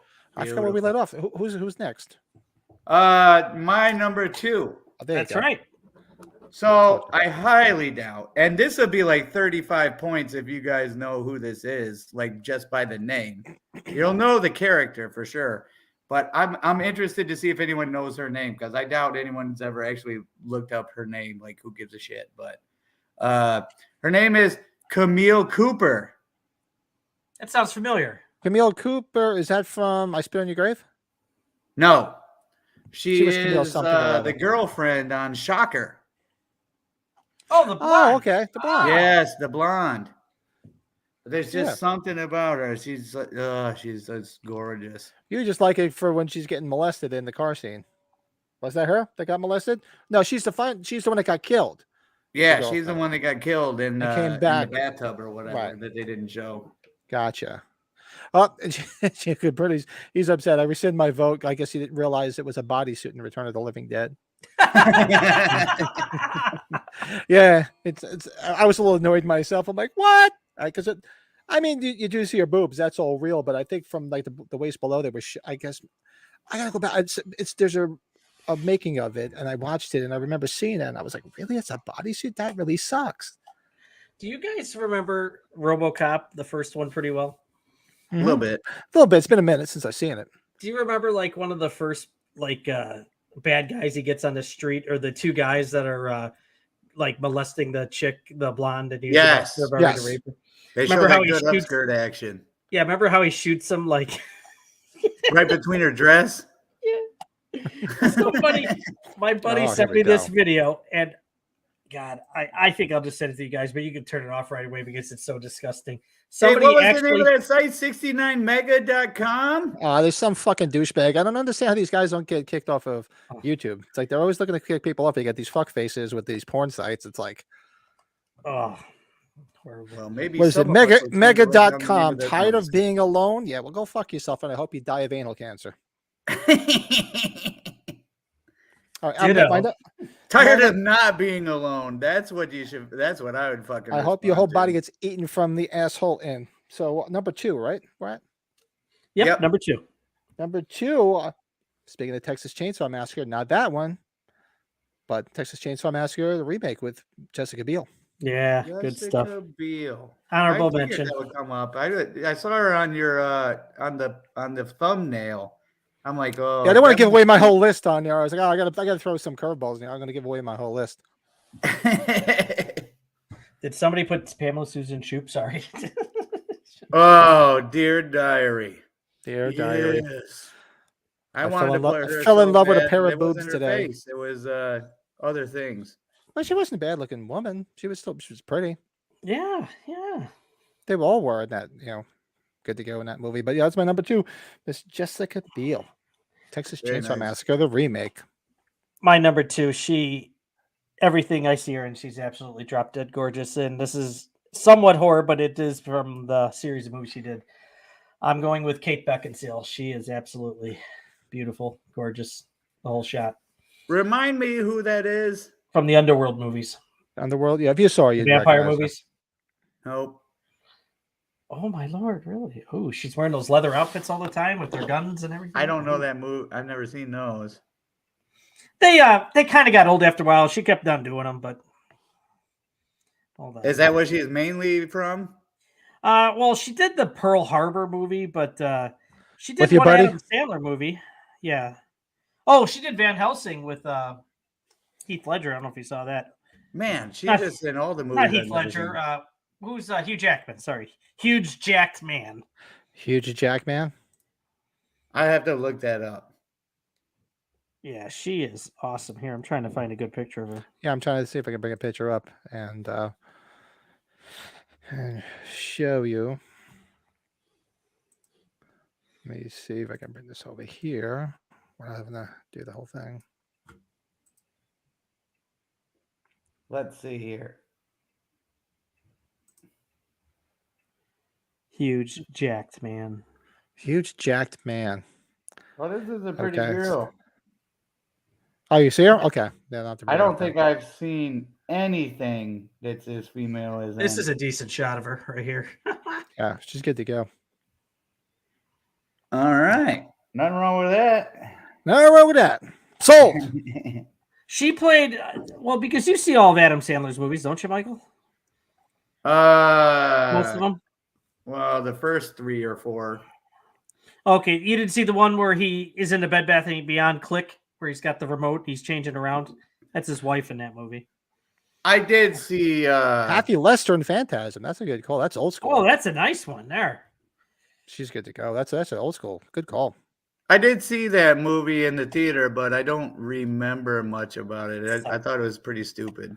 Which movie? Click Click. with Adam Oh, Sandler. Click. Gotcha. What do you got? What's your number? Oh, so we're at number 1 now. We're at the Like, meat right? and potatoes now. Oh, Now, hell yeah. I wanted so badly to not have this be number 1 because it sounds so cliche, and in my opinion, but there's just no way around it. In my number 1, Sarah Michelle Gellar. Yeah, Well, she was on my should be short list. there. Yeah, She was- there's she just was- no way around it. Like that girl is just gorgeous and in every fucking way. I would draw her if I knew how to draw. Were you a Buffy fan? Did you watch her on Buffy too? I didn't really watch that. I That was bottom more girl. into, because this is when I first got the internet too. So I would like go when you could look up anything you want. I would look up Sarah Michelle Gellar pictures, and I just ended up like using those as wallpaper on my computer and shit. Like this, she's just smoking hot, smoking. Beautiful. Well, I will piggyback off of you in a way because my number 1 starred with her in a movie, and my number 1, I told you about my unhealthy addiction to her, Miss Jennifer Love Hewitt. Yeah, I knew that was coming. Yeah, and nothing wrong with that either. Like I said, the wife still catches me watching The Ghost Whisperer. You watching The Ghost Whisperer? Click. No. No. No. Nice. All right. Yeah, just beautiful face, the hair, body, everything. Everything. You just name it. It's top to bottom. To be Good to go. desired. Like you have no idea, and you want to know so much more about her, but she just won't do it. Mm-hmm. That's why when Brad said it before, I kept going. I'm telling you, she must have bareliolas or something. Bang. I guess I get some sound effects. I should have thought of that. Number 1, it's been said before. It's no doubt just from the experience of meeting her. That's my Eliza Dushku poster. She signed. I didn't look get at it out you. from Wrong Turn. Elijah Douche Cooch. I swear to God, I have to watch this again. She's huge on y'all's list. Mm-hmm. Huge. Huge. Wow, I'm gonna have to revisit the Wrong Turn movies. Apparently. Well, she just did the first one. She just did the first one. Yeah. Oh, But gotcha. Bring It On. I first saw her in Bring It On. I was like, oh boy. You're gonna fuck up my relationship, bitch. You gotta turn this shit off. It's like the first time you see her, like she has dreads in the first scene she's in, and it's like throws you out. But she's also Faith in Buffy the Vampire Slayer, so she was like Yes. the brunette that was good and bad with Buffy. So you had the brunette against the blonde part of the time. So Oh, too cool. yeah, that's Big kind of fucked up. I don't Dave. think. Yeah, I don't have too many blondes in my freaking list. That's kind of crazy. Oh, that's a good Tara one. from the Tara from Terrifier. Terrifier. I want the Nothing Stealthy wrong Girls with back. that. She was good. And they split her right in half. How about the Uh, girl? I didn't have the girl in the new one. She's like my new favorite. Shit. Oh, Laura Rivera. Lavaro. Yeah. Yeah, Laura Oh, Rivera. man. She was actually on my short list, but I was just like, yeah, I'm like, oh, it's fell in love with her for that one movie, but the I'm other ones depressed were. now. yeah. I'm done. I'm sorry. I am depressed. Well, the honorable mentions from me was like Kathleen Kinmont, of course. Mm-hmm. How could you not? Jennifer Love. Huge. Did you tits. meet her? No, I got this poster for free though. So some guy screwed up my order and gave me this poster for free. I was like, Oh, fuck me. Good point. Alyssa Milano. Oh, Yeah, but she's a Remember little bit too Embrace of the batshit. Vampire? I wouldn't put her on my list because she's like batshit crazy now. You know- who cares? you know what Especially you could- now. She actually looks like homely hot in that. What was that? Well, it's not like right now, but what was that show? Insatiable, I think was the name of it. Well, she did those like Poison Ivy movies, wasn't that her? Yes, Barrymore she did did one, the right? first one, the second one, but Yeah, she she did was all those, like, Embrace of the Vampire. That's the one you got to watch. Well, she did all those Skinamax movies after Who's the Boss. she did. Yeah, Yum. she had her handful of them. Yeah. Mm-hmm. You know, how could you forget? Like, I would put Jennifer Aniston from Leprechaun in there easily too. That's an honorable mention for me. My one curveball. You guys watch any of the Giallo movies? Any of the Italian horror? I've we watched brought her some up- of the Argento stuff. It's been a while though. Yeah, we brought her name up once before. We were talking about those, and it was Edwige Fenech. Go look her up. I could spell it. It's hard to say. Go watch some of the movies she was in, because especially those old giallos, she's like naked through most of it, Wow. and she's good to go. You know, I like Jordana Brewster. She was in the one Texas Chainsaw, the beginning one, the prequel of the remake. Oh, look at this, Tara Reid. I like her, and she likes to party. Tara Reid. She's a Hey, partier. how about Adrienne Barbeau too? Right? I thought of her too. Yep, I thought of it. Billy from Creepshow? No, thank you. Did you ever see when the Oh. Cannonball Run? Escape from don't New know. York. Escape from New York. What is she doing? Brains main those? squeeze. The Fog. Yeah. She was getting the fog too. Is she getting naked? No, only in Swamp Thing, I think. Only in Swamp Thing. You see her tater tots in Swamp Thing? in Swamp Oh, Thing. yeah. Yes, you do. Oh man, And they Okay, are, so they're aesthetically pleasing. Swamp Thing. I'm gonna write that down. And those babies are real. Not Swamp Ass, Swamp Thing. That's right. Yeah, you said Janet Leigh as an honorable mention. I had Janet Leigh on there for sure. Oh, You wow, know who else kept crossing? here's my a good mind? one. Monica Ooh. Bellucci. Who's that? She was in a bunch of movies. She was in that one movie that they said was like, oh, don't watch that, it's so bad. Irreversible. Did you ever watch that movie? She gets like raped, like brutally fucking raped in that movie. Okay, cool. Irreversible. Irreversible. You actually get a headache from watching it. The whole movie is shown in reverse, and it's in a different language. What But- the hell? But there's a scene where she gets raped and she gets her ass handed to her. This guy just fucking beats the piss out of her. It's like you're like, whoa, holy shit. Irreversible. Yeah, Irreversible. It's rough. Man, you know who kept popping up in my head? I don't know her name still to this day, but the star of Freddy versus Jason, Freddy Monica versus- Keena. Monica what? Monica Keena, right? Or Keener? Is that her name? Monica don't know. Keena? The one that's gifted up top? Oh, believe me.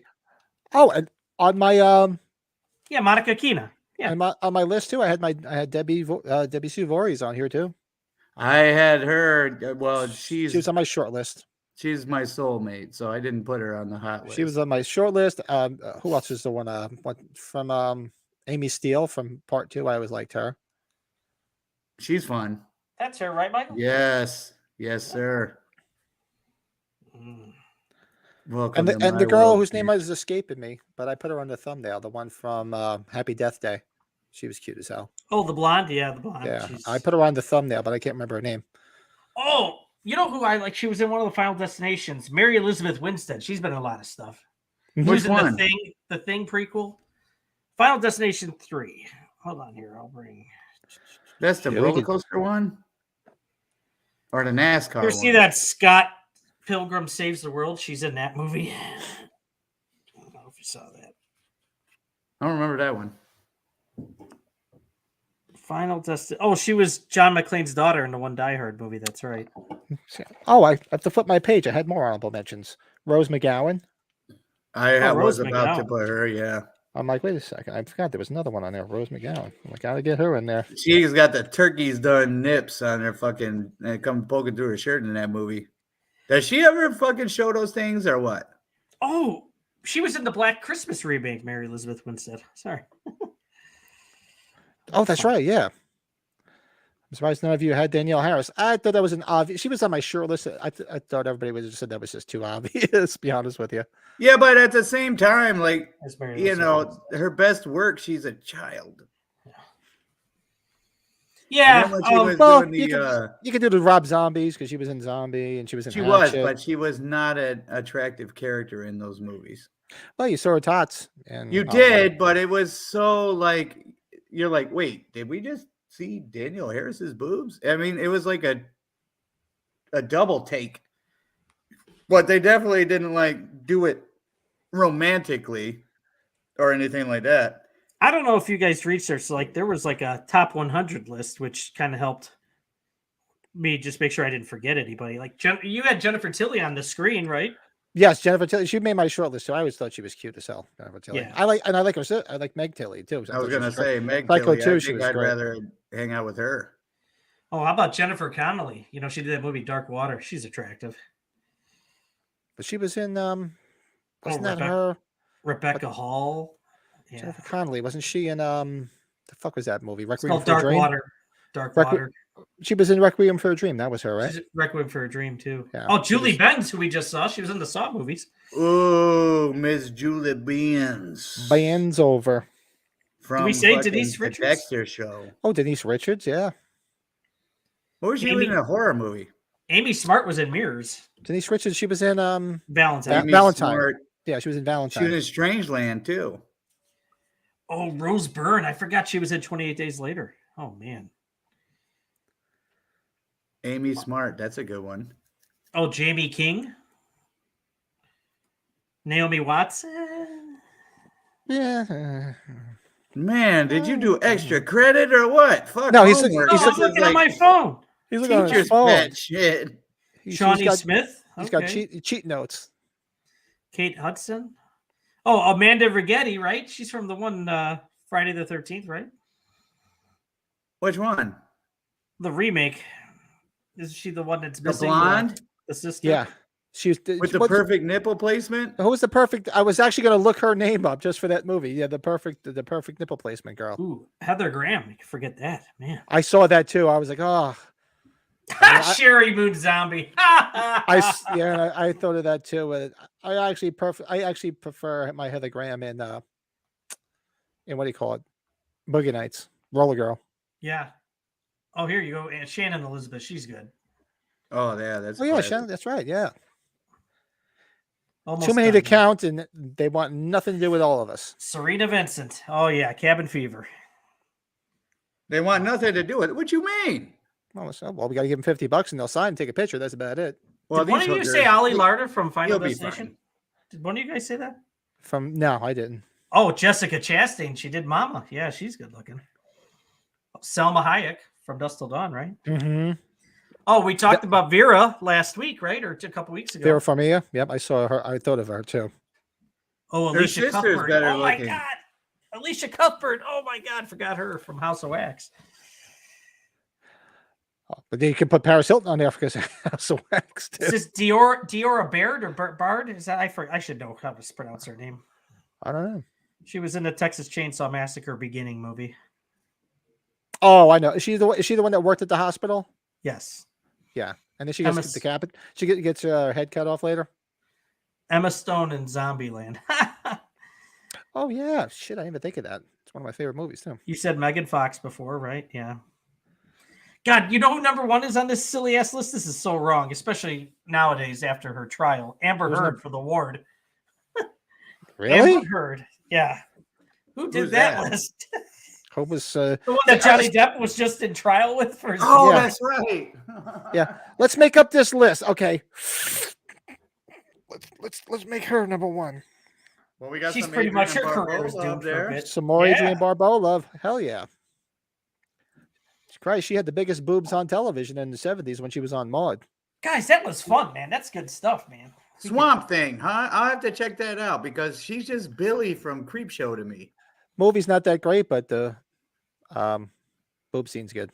When's Tell the 'em. last time you got it up, Henry? Just tell it to call you Billy. God. Oh, it's so Cool. good. We want to go, boys. What else we got on here? We got our top 5 celebrity disappointments that people we've met that were complete dicks or just completely disappointed you. Fuckers. Well, Our let's movie take a spotlight. pee break. Well, you want to Oh, watch the? We can Let's show watch everybody the what's new. video. Yeah, we're gonna do a quick. Let me see if I could do this right here. It's No in a couple promises. minutes, I right? don't I remember think a fucking thing about this. One was 4 minutes, right? So we're gonna show what's new at Michael's Horror and Pins while we all go take a leak. What's new? And we'll be we'll be back. What's new at Michael's Horror and Pinball?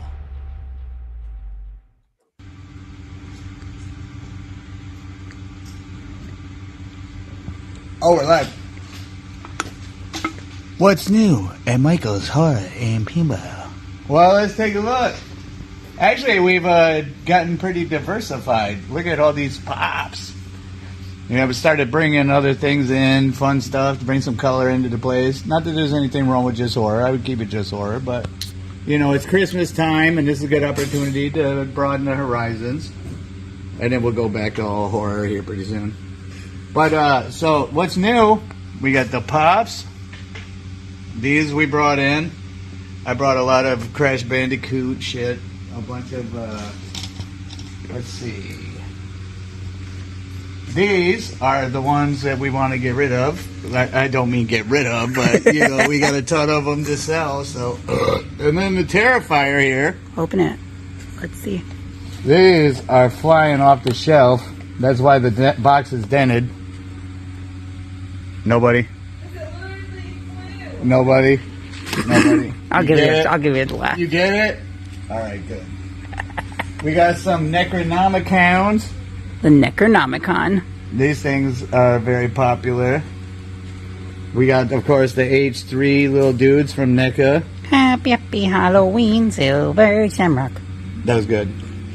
And then we got some Ace Ventura and some Mask Hot Wheel action. We got some video game stuff, some Family Guy stuff. Don't tell anybody. That's like a childhood guilty pleasure. I love the Muppet Babies. Yeah, Miss Piggy. Oh, Cammy. That was hard. So, got some Pinky and the Brain action. It's Pinky and the brain. The same thing we do every night, Pinky. Try and take Try over to take over the world. And then we got some, I love these things. Every time I run That's out. the last one, right? That is. And every time I sell the last one, I get immediately on buying it. Oh, Brett Patrick will like this. We got some Rocky IV figure action. I'm sure he has these. These are called reaction figures, right? Yes, that reaction action. Do you know that Funko used to have the rights to those? Not I anymore. did not know that. Beavis and Butthead, of course, that's my jam right there. Beavis and Butthead. I can show you something really cool that I brought in here to put on display. Where did he go? Let's see. Where did he go? Right here. That is a pretty rare, expensive little pop of Butthead. You go up a little bit. There you go. Oh. Yeah, that's an actual Butthead Funko Pop. Those things are rare as a motherfucker. Do you have it in a pop protector? Yeah. Nice. Oh, you got the champion belt, of course. And the $1 million belt behind it. This place was so fun. I love this place. Ooh, look at this. This is a good opportunity to show you what Tony Moran made for us for the wedding. Those cups. He made them? How? Yeah, he got our information and put... Hey, April, he actually put November 11th on these. On our marriage license, he actually put October 11th, so we had to go and write over his handwriting.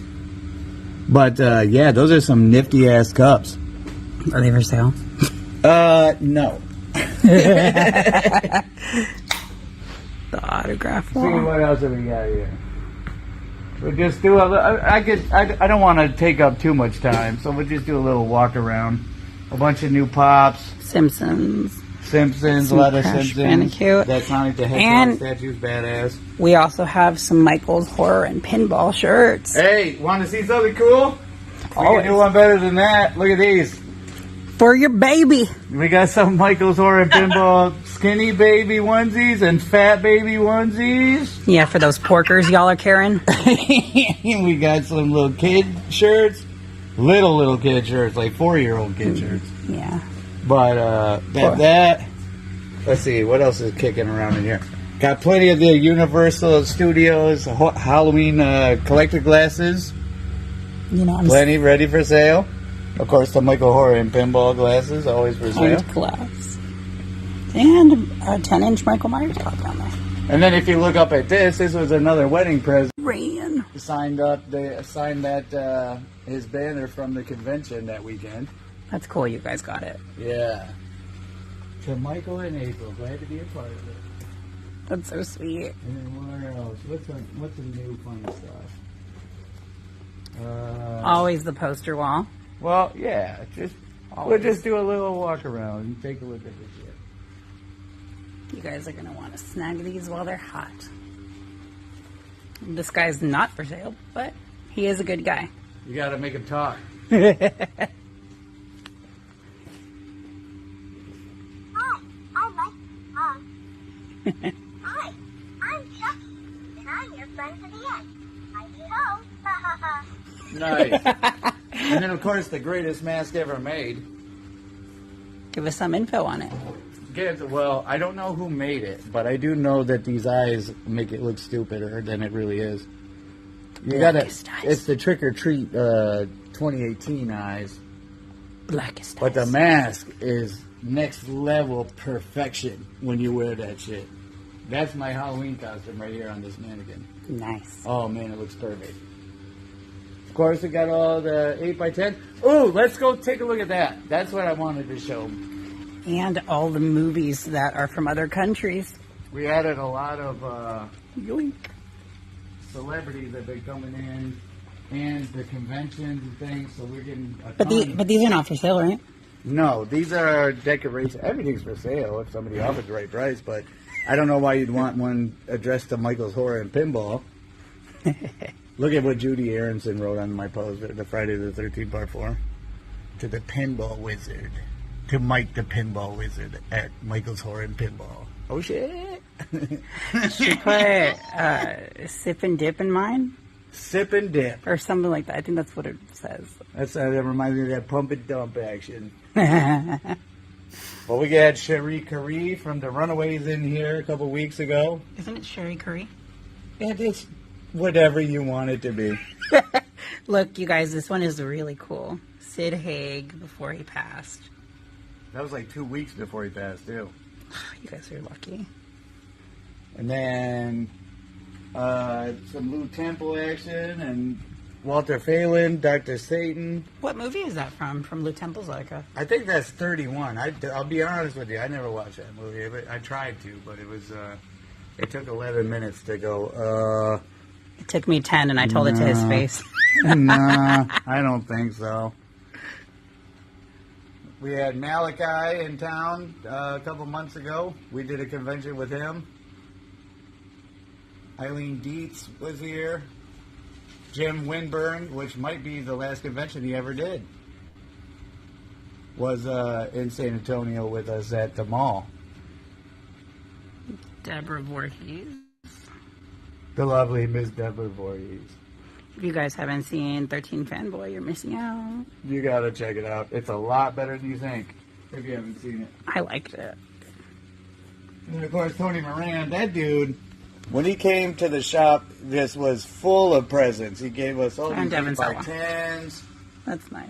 If you look down here, I kind of have it hidden because I don't want people asking for it, but he gave me a trick-or-treat bag that he signed over, a trick-or-treat Halloween mask that he signed, this little custom coffin case. You open up, it has his signature, a couple of ornaments, and then over there in the back corner, the knife. Oh, that's cool. From You Trick or signed Treat. He just was giving us shit left and right. It was great. That's cool. And while we're here, we might as well pay homage to the first Playboy. The first Playboy's for sale, you guys. The very first one. But yeah, come and check out the shop if you haven't already. And look at these statues again. It's always worth another look. And of course, Bugs Bunny.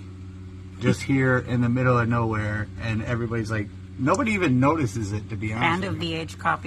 VHS copy of. The greatest Friday the 13th movie ever made. Friday the 13th Part 5. That's debatable, but Not in here, it ain't. And then, of course, you got to pay homage to our good friend Bucky while you're here. Bucky.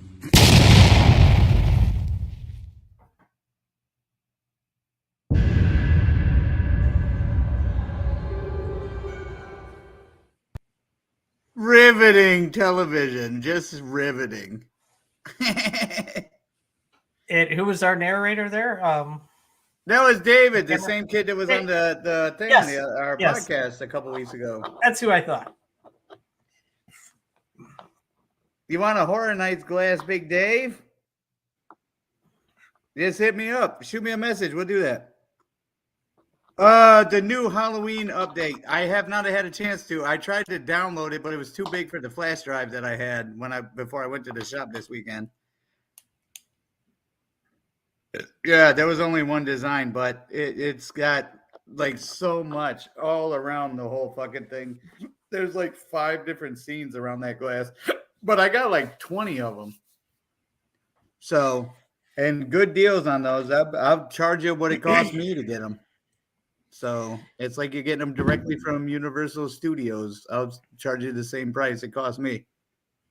There you Michael, go. did you order that artwork that I'd sent you and Pat? I was planning on getting it since it was still available. I didn't know, or were you still kind of cutting it close on ordering things recently? At the moment, I'm actually, the big deal right now is like Chucky and the Terrifier. So I'm kind of like, because I don't know, Halloween is like great and it's always going to be huge to everybody, but it doesn't have the same steam it used to since that fucking abortion came out a couple months ago. We're in the midst of a Halloween hangover, is what I'm calling it. We're not allowed, you know. I can't believe they aired an abortion on fucking in the movie theater. You would think nobody wanted to see that shit, but they did it anyway. Nope. And now we're left with the fucking sour taste in our mouth. Michael Yeah, Myers is some old man that just gets beat up by little kids, and then that little kid that beats up Michael Myers gets beat up by kids who are in the band, and That was the worst. It's like, seriously? I go, oh, He they let got that it. little fucking punk. Well, the punk got what he deserved. Halloween OCR, what's up, dog? what's up, Steve? Mr. Steve, yes. Ends is better than these 2 pieces. We know Steve's love for zombie movies.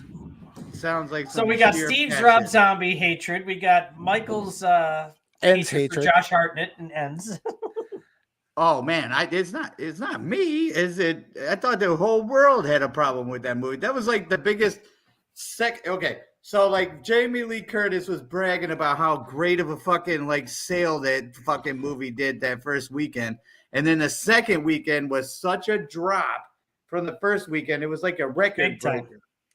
The biggest drop in cinema history, going from number 1 its opening weekend to the second week. The drop in sales was a fucking record breaker. It was like 80% or something like that. Oh, it was great.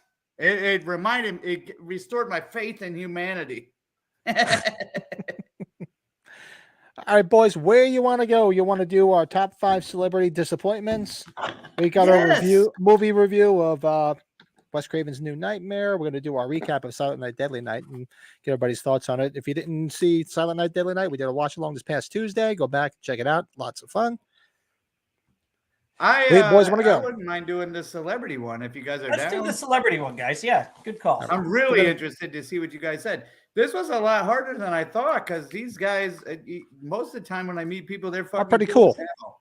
That's exactly right. Most of the time they're all, and actually it took me a little bit to get 2 of them, but then I thought long and hard for a couple hours and I figured it out. So. All right, let's do our top 5 celebrity disappointments.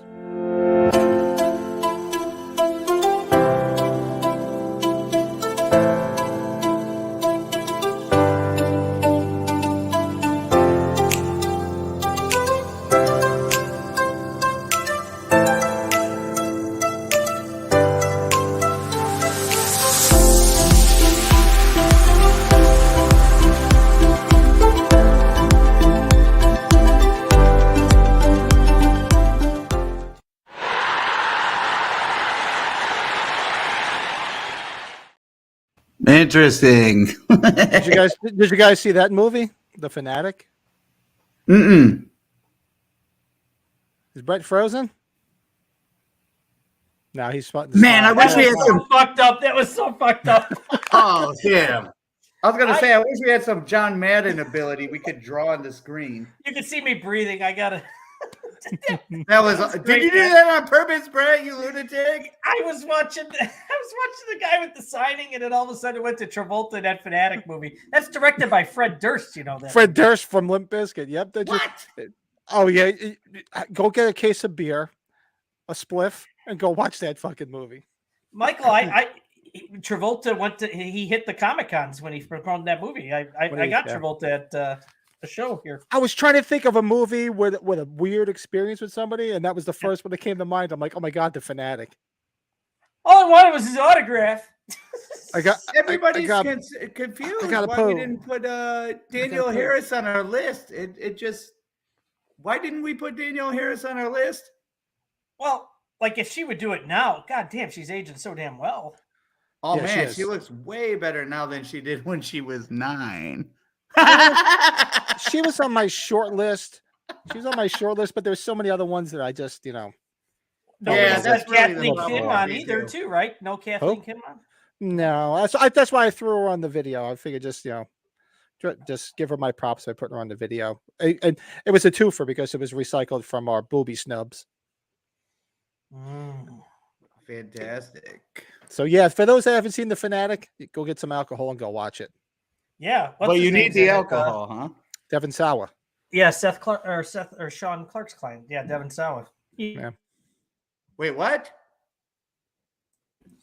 Yeah, Devin Sawa. He's Devin one of Sean Sawa's in Clark's it. clients. He's in Idle Hands. What, the first Final Destination, right? Yeah, and the fucking I hope they serve beer in hell. You guys seen that one? No, I didn't see that one. That's so This weird. dude We got haven't seen famous that. writing a book about the crazy shit he does, and he's just this non-famous guy that just writes all these stories of the shit he does because he's like an alcoholic, and he's like a fucking party animal rock star that never actually got famous for anything. And then he wrote a book about it called I Hope They Serve Beer in Hell, and it was like a fucking New York Times bestseller. And they ended up making a movie out of it. This dude's a fucking lunatic. It is totally I swear to God, you would love this if you read the book. I Hope They Serve Beer in Hell. I've I like heard the of it. name. I just never saw it. I hope they do, because that's where I'm going. Oh shit. Yeah. No, I'm going to heaven, Lieutenant Dan. Magic legs. So who wants to go first? Who's your number 5? You want me to hit it first this time? I'll hit it first. Yeah, this go time. ahead. Okay. It was one of the few times I took my mom to a show. I took her to the Comic-Con here a number of years ago, and it was William Shatner. He didn't even look up, say hello or anything, just signed it. I could believe that because I've heard mixed stories about him. Which and he's still doing them too, and he's what, 90? And Oh, he's over 90 now. He's like 92. Really? I want to get him again or I would like to get him on like just an original Myers mask. I think that'd be kind of cool. I've seen people do it. I did get him on my poster, and now that you mention it, he did kind of just like, yep, cool, fist bump and get out of here kind of thing. Yeah. It was. We'll go Non-existent. counterclockwise. Let's go counterclockwise this time. So I'll go after you. But yeah, I could see that because I've heard things about him. Yeah. I could totally. And I explained earlier, everybody, truth be told, the only autographs I have are from Halloween people, and I haven't had a bad experience yet. Thank God. Years ago, when I was in my early 20s, I worked for a cable company. I used to go install cable in houses and buildings, and I worked in the northern New Jersey area right by Manhattan. So I used to go to a lot of houses where celebrities were. So 90% of the ones I met were pretty cool. So this list is just those I met that were just assholes. Sorry. And anybody that's out there watching, put in the comments if you have some experiences. It'd be interesting to hear other. Yeah, let us know. I'll be curious. So my number 5 is sort of a curveball, but it always stuck out in my mind. You'd have to be a baseball fan to know who he was. He used to be the pitching coach for the New York Yankees, Mel Stottlemyre. Complete asshole. I went to his place because there was a building in Fort Lee years ago where, as soon as baseball season started up, all the pitchers and the pitching coaches and everything would stay in the same building. That was, I guess, they owned certain apartments. The Yankees did, and I just hooked up a lot of people there. Like I'll tell you, one of the best ones I ever met, Andy Pettit. He was the nicest guy you could ever meet. Cool. Who's that? He was a pitcher. He was a pitcher for the Yankees. Left-handed pitcher in the 2000s. Yeah, great pitcher for them. And but Mel Stottlemyre, I remember walking in, and his wife's like, "Oh," and he ran away like I was going to go like hound him. But then he came by, and I was like, "Oh, hi, Mr. Stottlemyre." Just totally ignored me. I'm like, "Fuck you, dickweed." So that's my number 5. Yeah, this list is going to be a little eclectic. Well, that was before the podcast, though. I'll bet you now that we do the podcast, he's going to be like, "Oh shit, it's portraying from the podcast." I Well, might I have don't to put. I might have to put I some think he sports died. ones as honorable I know he had mentions. cancer. I'm going to look him up. 'Cause I think he Oh, died well, because fuck he had him. He was cancer. a dick anyway, like you said. I think he did. Sudden Something hush else, falls on Stoudemire? me. You know who was really cool? Yeah, he who's did. been- He died know- in 2019. I knew he had cancer. I would wish that on him, but he was a dick to me. You know who's been in the news recently? He's been getting in trouble. I don't know what he was doing, probably with roughing up somebody or some woman. As Antonio Brown, the wide receiver. Oh, I yeah, got he's him a number of victim. years ago at the sports show here, and he was awesome. He was really nice. So just weird seeing all these weird things he's done where, you know, he like undressed in the end zone at the end of the one game last year or whatever he did. And this year, what's he in the news for this week? Didn't he like hit a woman probably or something? He did something crazy. Probably, he says. Probably. That's what the football Yeah. players do. Yeah. What do you got, Michael? Number 5. Who was So disappointing? number 5 is and all of mine, unfortunately, are just awkward moments and stuff like that because everybody was pretty cool. But number 5 was Linda Blair, and she is a dream to meet. Like, I want to be clear about that. But in this specific, so what happened was we went to the Comic-Con. I actually dragged my dad to one of these when he was doing some work with me in San Antonio. And he went and met Linda Blair. I was doing my own thing. And then he came up to me bragging. He says, I met her and I told her there's this movie I can't find that she's in that I love so much called Sweet Hostage. And when I told her about it, she's like, that's like one of my favorite movies that I ever did.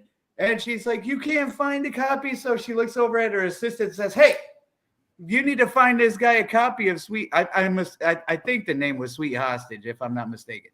But she said that. And my dad's telling me this story. And then I go up to her to get another Exorcist autograph, like I do whenever she's in the room. I want to talk to her. And I went up to her and I said, hey, you just met my dad actually earlier today. And she's like, really? I said, yeah, he's the one that asked for a copy of Sweet Hostage on or whatever. And she's like, that was your dad? He was the sweetest old man. And I say, you know what? Actually, I'm kind of having trouble finding a movie too. And she's like, which one? I said, Chained Heat. And she's like, oh, poor baby. And she rolled her eyes at me. But yeah, I guess that was just a fun story to put on there. But yeah. Chained Heat, isn't that the one Bridget Nielsen? Oh, she did the second one, Bridget She Nielsen. did the second one. Yeah, the lady prison one with all the rape and the sex scenes and shit. Yeah. You know, Steve brings up a point. Yeah, this guy was he was bizarre. I met him at Comic-Con a few years ago, Batista. What is it? There you go. I was cheating on his wife I remember hearing that story. Cheating on his wife while his wife was dying. Yeah. Oh, what a Scumbag. piece of shit. That Melina, she's a trip. You know, when she would get into the ring, she would jump up on the apron and do the splits. She's a wild one. Anyway, my number 4, another sports figure from back in the day. Went to his place in Englewood Cliffs, New Jersey. Dug a beautiful place. Saw the name on the thing, so I knew who it was. Opened the door, and I'm talking to him, and he just completely ignored me and just pointed, like to the maid, and the maid like told me, "Well, Mr. Ewing wants this, and this done," and he Who wouldn't is even this speak again? a word. Patrick Ewing No From the shit. Oh, Knicks. really? Oh, shit. The center for the Knicks. No for the kidding. Knicks. He was in Exorcist 3 too. Just like a complete asshole. Like I was like scum. It's like, yeah, I'm like, fuck you. So you're probably Wow. happy if you ever saw the video where Scottie Pippen of the Bulls just dunked over him and he threw him to the ground after he dunked him. And I don't care because I could give a rat's ass about basketball. I never cared for basketball. So like seeing him, I didn't give a shit. So he must have thought I was gonna be like fanboy Adam. Like, I didn't give a fuck who you are. I'm just asking you what you needed done, and you wouldn't talk to me. You had to have your maid talk to me. Really You know, bizarre. to me, you're an overpaid fucking athlete. I could give a fuck less who you are. I never cared for basketball. Cheers. Let's get fucked up and just get as pissed as possible and make this as awkward as it could get. You know, Michael, I didn't think My number about, 1, I wasn't pissed. I was just disappointed. So but you'll see when we get there. I didn't think about Linda Blair until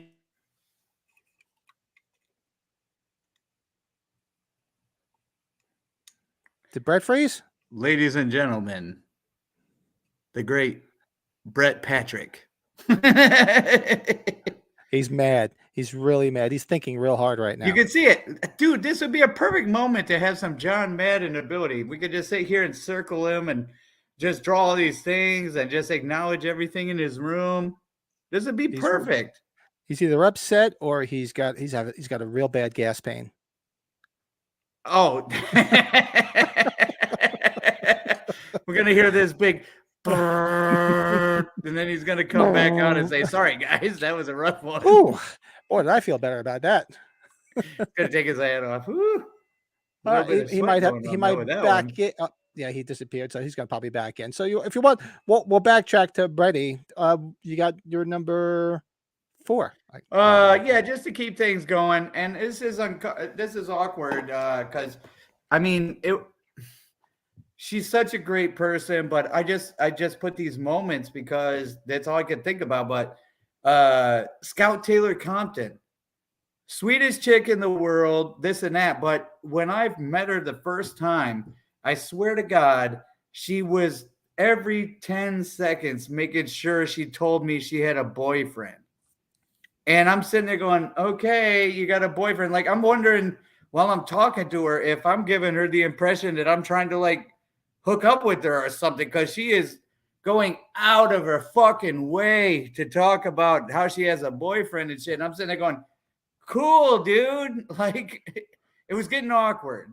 It was getting a little bit over the top. So I guess I took it the wrong way, and that's what I put on there. But Scout Taylor Compton, but she is great. I got to clear the air about that. Just like Linda Blair, they're all great on my list. These are moments.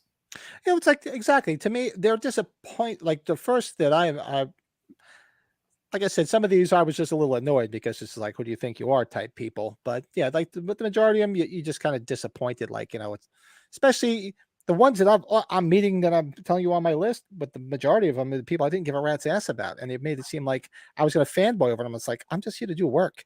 I could give a shit less who you are. I don't care. Yeah. But they were like, oh, like running and like, oh, like somebody's going to like, it's like, I don't really care who you are. My number my number one I wanted to meet, but I'll tell you the story when I get there. But Brady's back. Sorry, guys. That was a rough one. Brett is back. Sorry, Brett's back, and this time it's personal. I am back.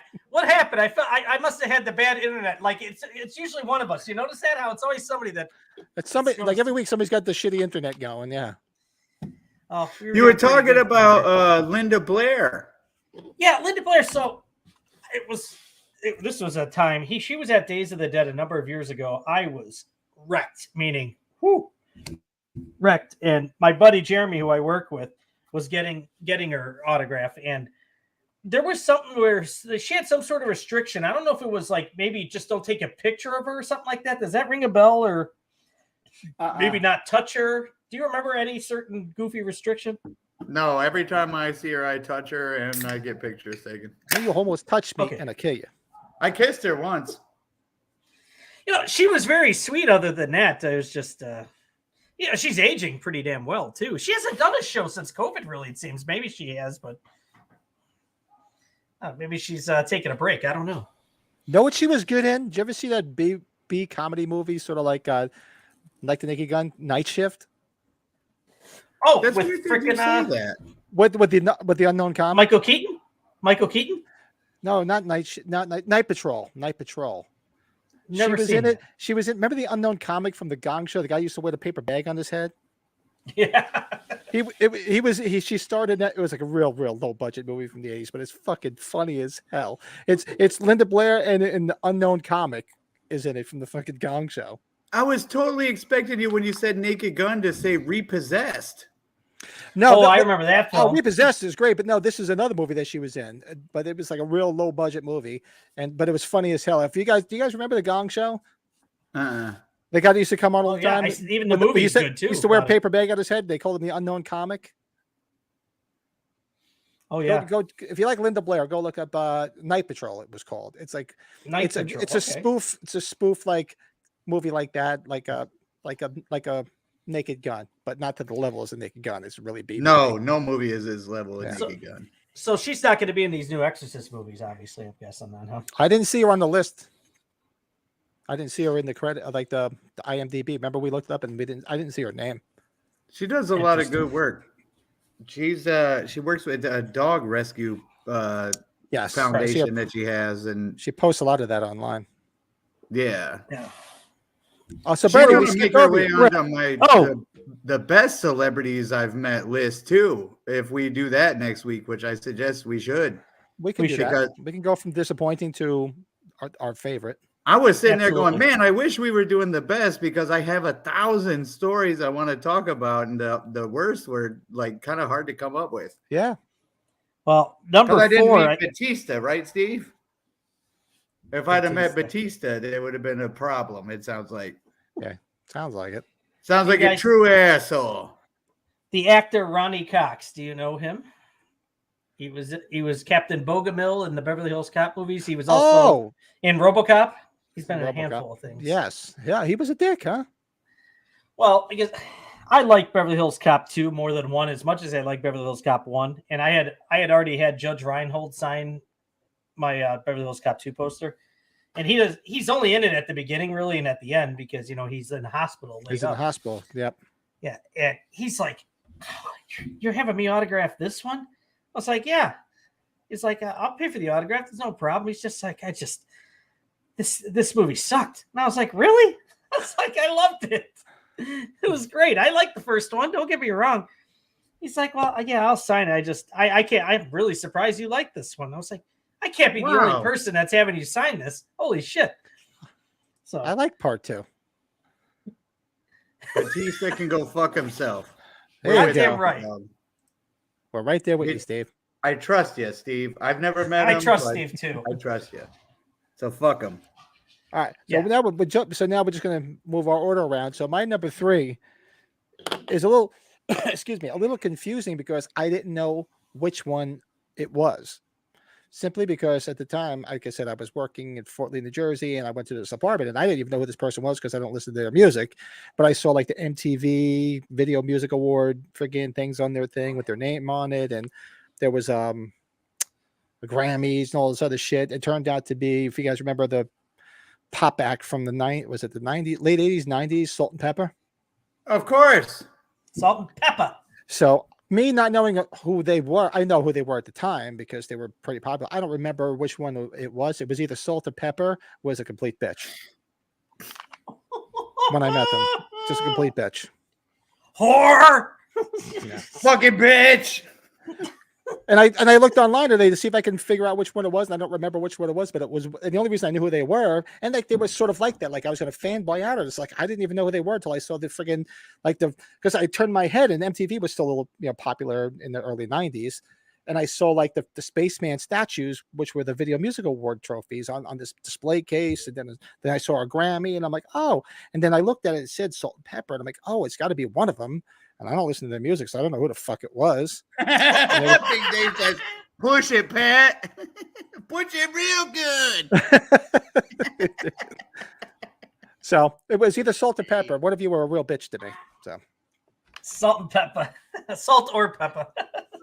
it was either one. It was either one of them.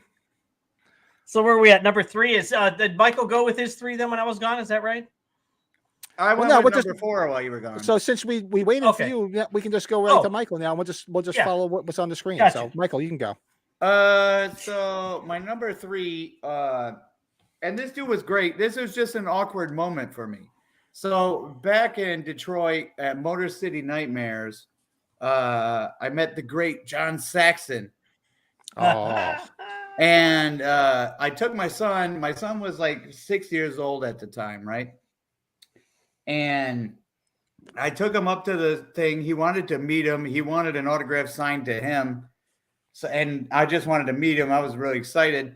And he wanted this Enter the Dragon picture that John Saxon, because he was in Enter the Dragon. Nothing wrong with that. It was great. But I'm sitting there going, what? You're a dumb little kid. Like, this is a 6-year. Nightmare on Elm Street. You're a huge fan of Nightmare on Elm Street. You've never even seen Enter the Dragon. What are you doing? And he says, no, I want this one.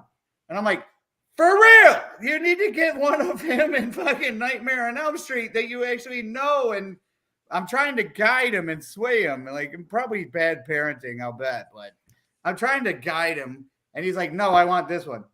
And I said, okay, fine. And this was like the first convention I'd ever been to. You had a smaller And dick in that movie. Don't do it. we're walking around for about an hour. And then I walk by John Saxon's table again. And he's taking pictures with these people who are getting autographs by him. So I go up to him and I say, hey, can we get a picture with you? And he says, no, I'm sorry. And I'm like, why not? He's like, well, I'm only taking pictures with people who bought the autograph. That's kind of how it works. And I was like, well, we did just buy an autograph like an hour ago. I didn't realize you'd take a picture. He's like, and then he says, oh, it's the little dude that knew exactly what picture he wanted and wouldn't listen to you. I was like, exactly.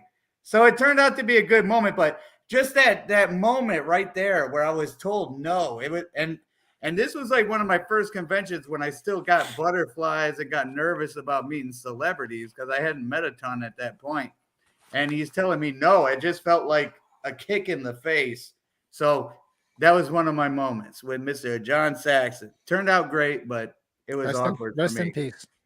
Yeah, Absolutely. When I met him, Michael, he wasn't really, maybe he just had a long day. It's not like he was bad or anything. It was just kind of in and out really quick.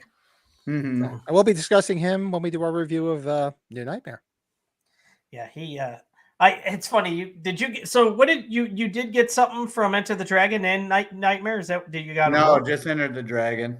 Yeah, I had my. I was a baller on a budget up in Detroit. I bet. Yeah. Number 3, we kind of talked about it last week when I showed you that Jaws set, Richard Dreyfuss, where he I knew he'd be on your list. after Interesting. questioning, you gonna sell it? Just like, no, but I'm sorry. I said it last week.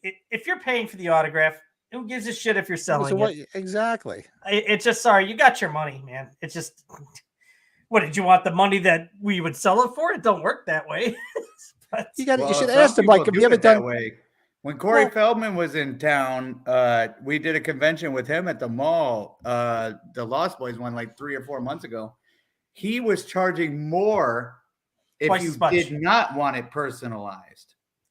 twice as much.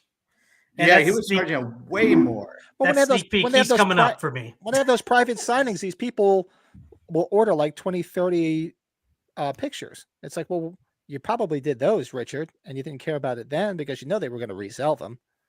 Of course.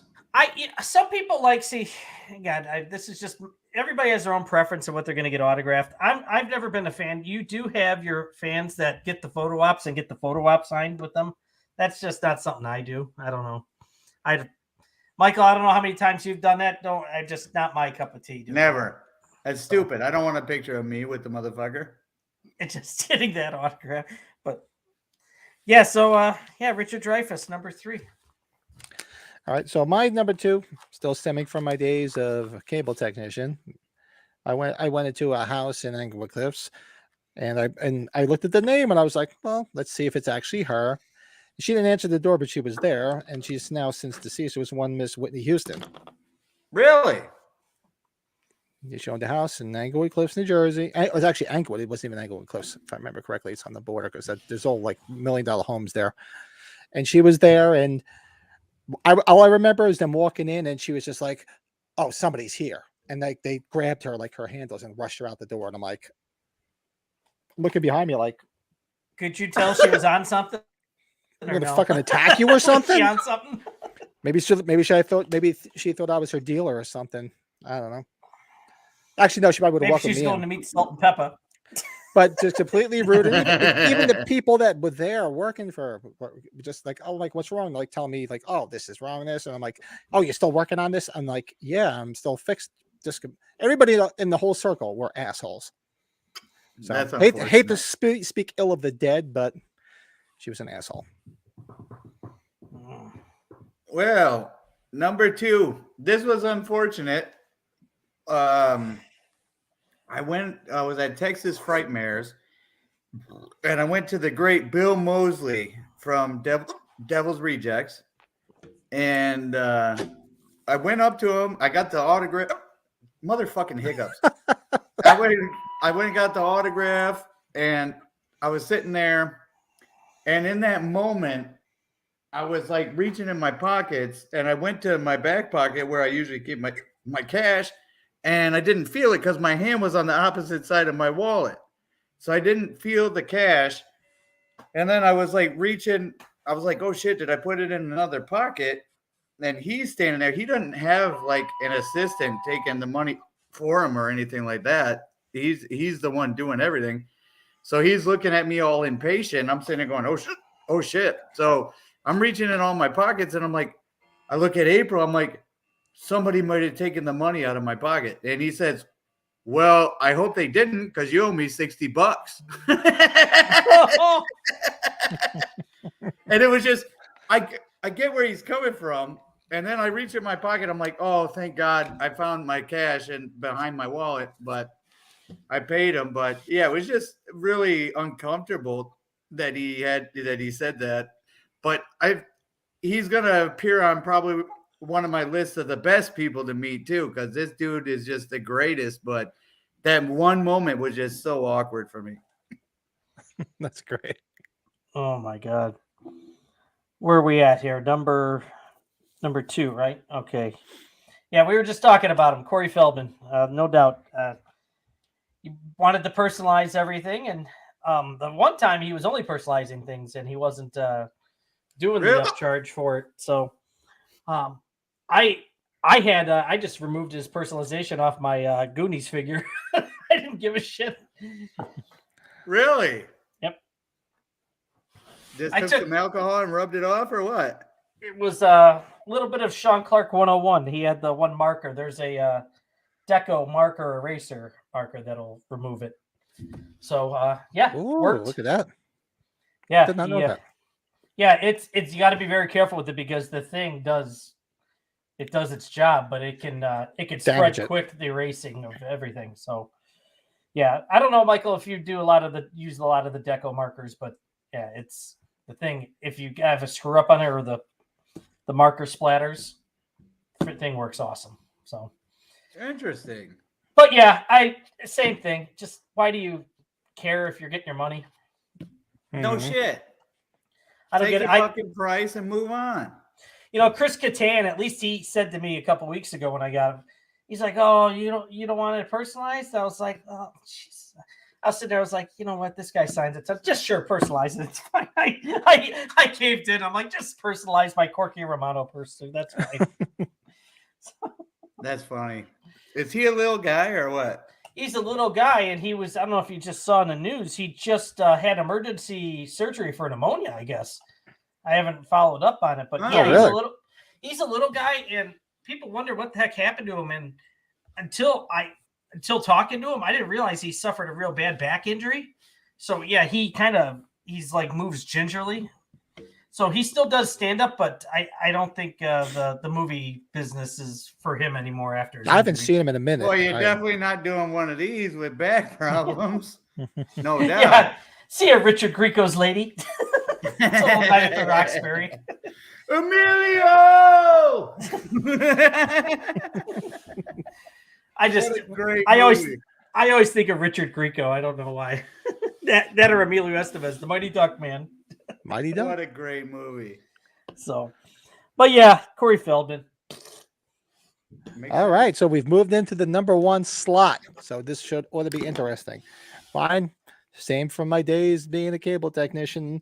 There used to be a big mansion in Englewood Cliffs, New Jersey called Bubble Hill, owned by one of my favorite movie stars. And it was just very disappointing when he was kind of an asshole.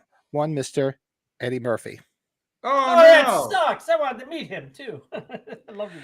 He had this big mansion called Bubble Hill, and it was as far as I know, he doesn't own it anymore. And he probably just out west now, right? Most of the technicians went there because it was big. It was an enormous like compound, and they would all like take turns if you can meet him or whatever. And most people didn't meet him. Everybody who went there was like, oh, you never meet him because he always has somebody else and the security takes you around or whatever. And one day I did go there. It was like the second or third time. He just happened to be there. And they're like all I remember is the security guards like grabbing me, ushering me away because I was looking at him. They're like, oh, you can't. I was like, no, I was just going to wave like, hey, Eddie, whatever. And they're like, no, you can't talk to me. Not allowed to. And so I was like, all right. And I was with a guy that I was working with, like a partner. And he was like, fuck them. And he's like, Eddie.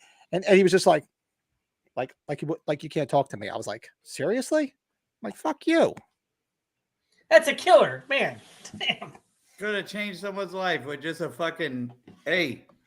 Oh, yeah, just a quick wave. I'm like, hey, I with Eddie Murphy, but he was kind of an asshole. He actually, a lot of people have had success getting his autograph on the streets, surprisingly too. So maybe he had a bad day. Like a lot of these people, maybe they had a bad day. So I'll forgive it for that.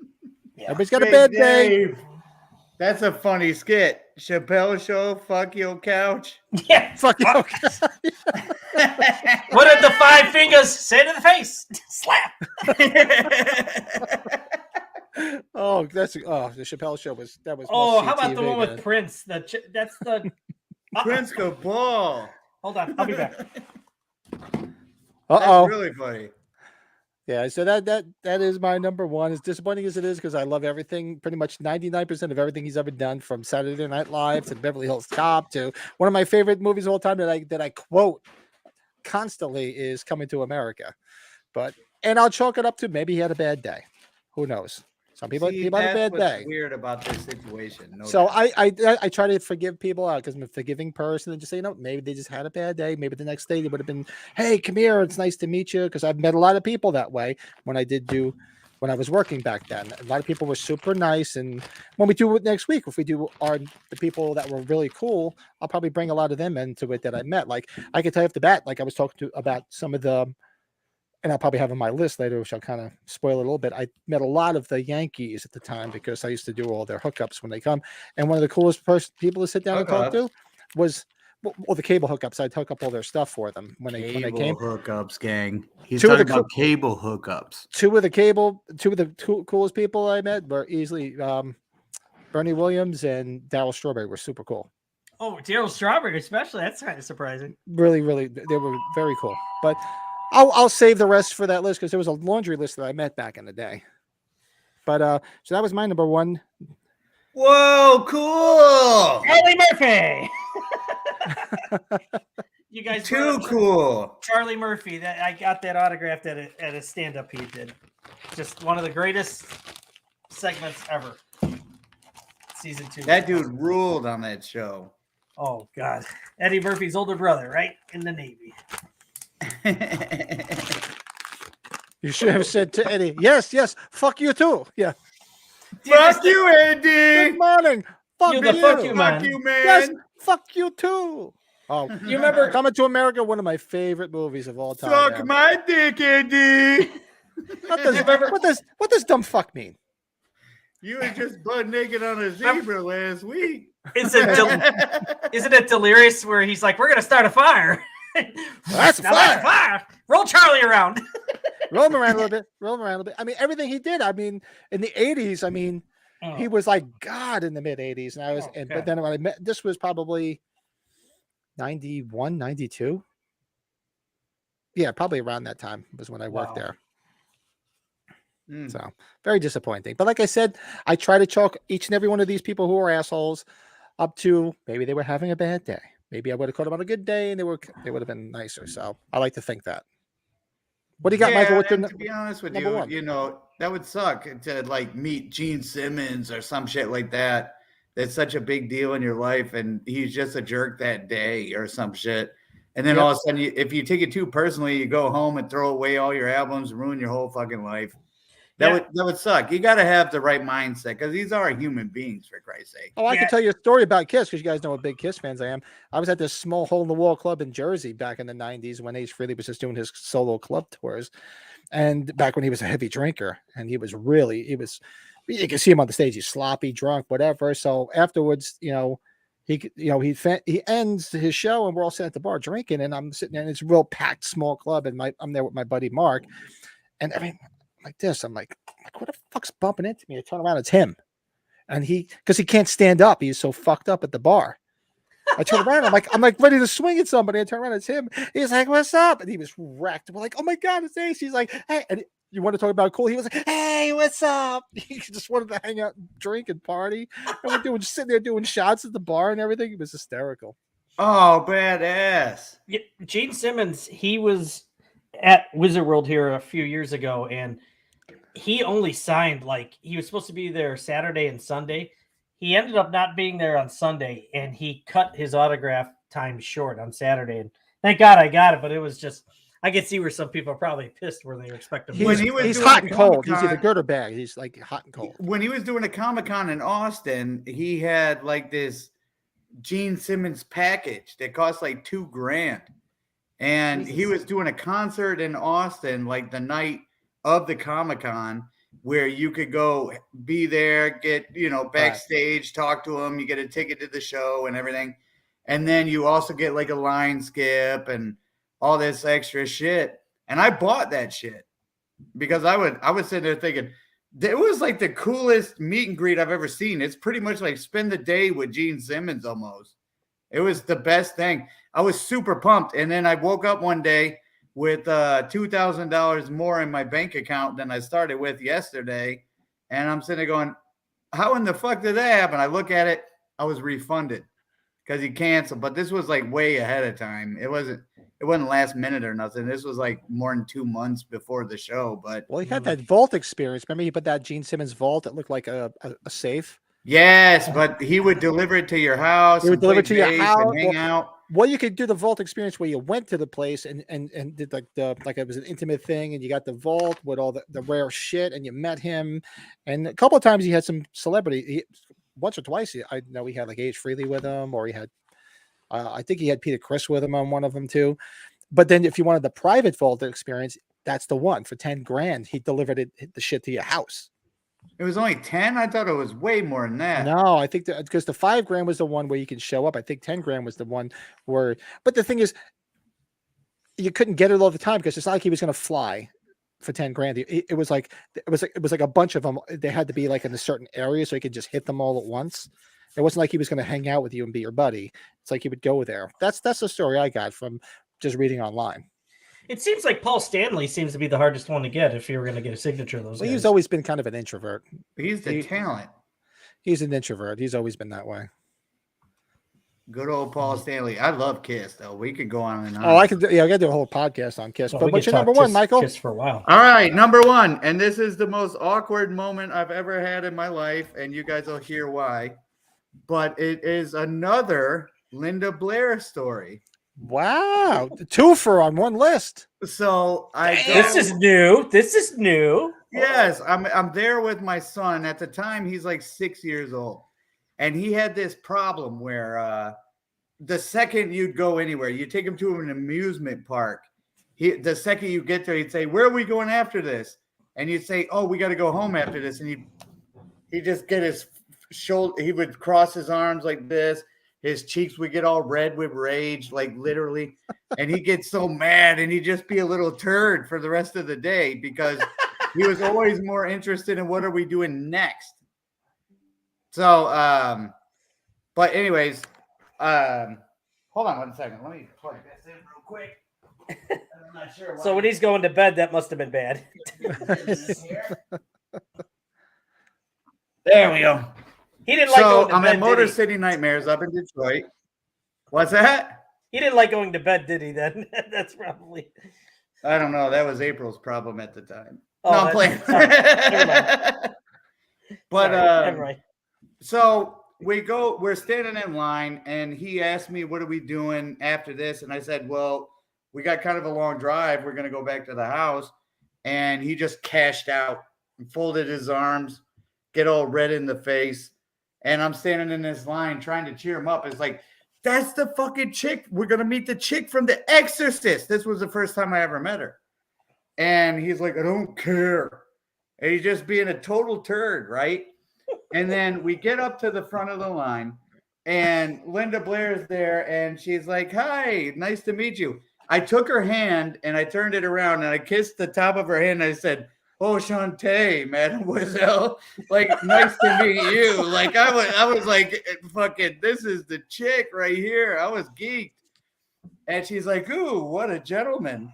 And she's like, "What's your name, little guy?" And he wouldn't answer. I said, "This is Ashton, my son. He's a little bit out of shape because of some other things that are going on." But and then I made the big mistake of trying to like make like thin the air a little bit because it was so awkward that he was making this face and being a dick. And I said, when we were standing in line, I told him, I said, "Can you believe she's in her 60s?" He's like, "Oh my God, I can't believe that." Ooh, don't No talk about way. a woman's age. Just trying to fucking, lighten up the mood a little bit. And she's like, "Oh, that's so sweet." And she looks at him, "That's so sweet. Thank you so much." He said, "That's not true. I thought you were in your 80s."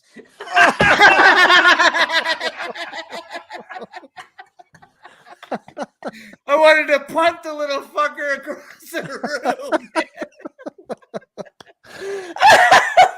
But it turned out to be the funniest thing. And I've told her that story every time I see her. After a while, she recognizes me, but I told her that story. She thought it was the funniest shit. But yeah, that was like at the moment, that was really fucking awkward. Oh, that's the best. Hold on, I'll be right back. My son's flashed me now. I'll be right back because he's outside shoveling. But he's playing. He's like, "Come here." I'm like, "No, I want to hear what the fuck's going on." I'll be right back. You're making me think of something, Michael. What's that? I got to think of some awkward moments with celebrities. I don't even know if I've had too many. Man, that was an awkward one for sure. In your 80s. And then there was another guy. It was what's his name from Days of Thunder, and he was in The Walking Dead. Rooker, Michael Rooker. Oh, Michael Rooker. Michael Rooker's a wild one. He's funny. So Ashton was like 10 or 11 at the time, and he wanted to meet him from The Walking Dead. And I'm like, "Here's the money. Go ahead and stand in the line," because the line is astronomical. And I have zero interest in meeting him. I could care less. I just don't get on with whatever he did. Nothing. It just isn't my shit. And so I give Ashton the money, and he stands in the line, and we move on with our day. And then Ashton comes back up to me. He's like, "Oh, that was great meeting him and this and that." I was like, "Cool. I'm glad you had fun." Fast forward later on in the day, we go to leave, and Michael Rooker is standing in the middle of like the aisle, like talking to a friend of his or whatever. And Ashton just goes up to him and says, "Hey." And I'm like, "Oh shit." And he goes up to me, he's like, "Hey, this is my dad, the one I was telling you about." And he's like, "You're the one that left your 10-year-old in a line by himself?"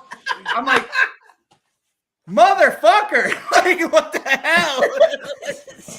He was safe. He was just standing in a fucking line. Like, he's good. We were all in the room. Don't get the wrong idea when I say that. We're all in the same room the whole time. I could see him. But yeah, he ended up telling on me to Michael Rooker that I fucking left him without That's awesome. parental supervision in the line. And then he fucking called me out on it. Just stupid. He's a trip. He's a trip. You made me think of one. It was just so bizarre. X-Pac or 1-2-3 Kid or Six. He went by so many different names in WWE. 1-2-3 Kid, I know. Yeah. So he was at Wizard World one year, and his handler or whatever, I guess, wasn't there. But I went up. He signed my figure and everything, and I'm like, here you go. He's like, "Oh, dude, I don't handle money. I don't touch money." And I'm like, "Okay, well, who can I give it to?" And he's just like, "Well, there's nobody here now." So I'm like, "Here, I'll leave it at the table." He's like, "No, don't. I'm not touching any money." I'm like, "Well, I got to pay somebody, right?" He's like, "Don't worry, just go." I was like, "Okay, whatever."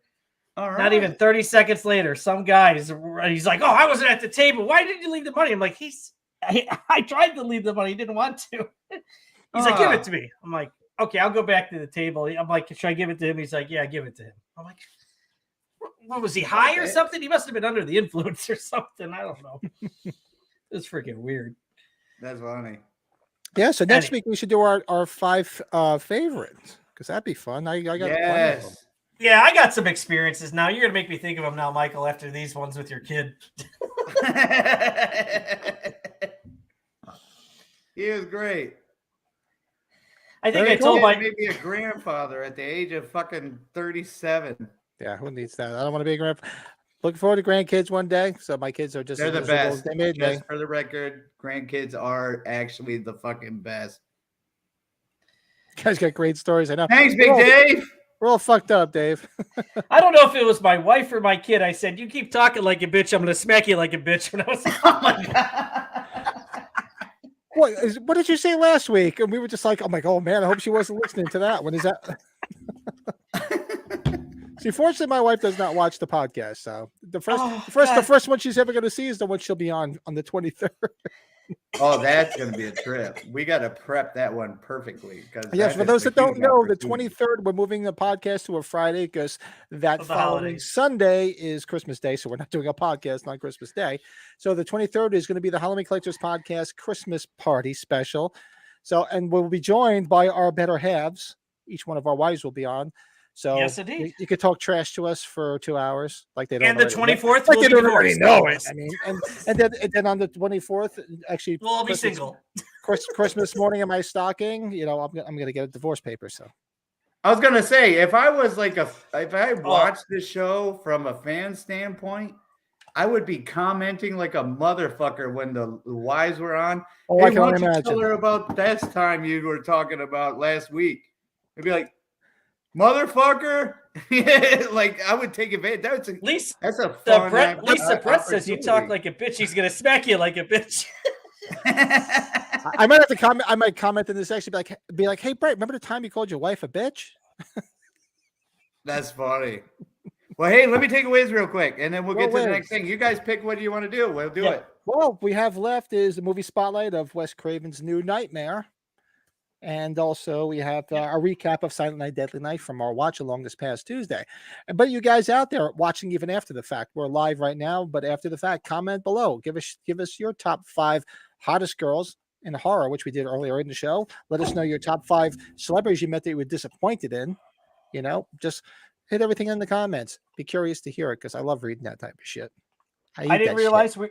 we were talking away. I didn't say number 1. It's Edward Furlong. He just because he signed my. Oh, you didn't say figure with number the 1? I thought maybe you said I it did. when I was helping You're my son. okay. No, when you were gone. No. Oh, I could Edward see that. Furlong I could see wasn't that. friendly at all. And you know, I had my NECA figure with the door, you know, like they make the figures, and signed it and slammed it right away as I tried to stop him from doing it. And so one side of the door's got paint marker all over it. So I'm like, yeah, fuck him. Yeah, I could see that. He had his fall from grace, and I think he pretty much still has fallen. And it sucks because I loved him in Edward Furlong, and I loved him in T2. One of my favorite movies is Detroit Rock City. You know, April had a huge crush on him when we were teenagers. Like he was her guy. And then I took her to Atlanta. It was a Days of the Dead in Atlanta, and he was there. And we walked by the table. I'm like, oh shit, it's Edward Furlong. Like, and I'm rolling my eyes like, hey, that's your boyfriend kind of thing, just being funny. And she looks at him and she's like, that ain't Edward Furlong. Like, he's just this fucking fat middle-aged alcoholic. Yeah, he needs a mirror to see his prick nowadays. Did you guys watch? Did you guys watch Friends at all? The TV show.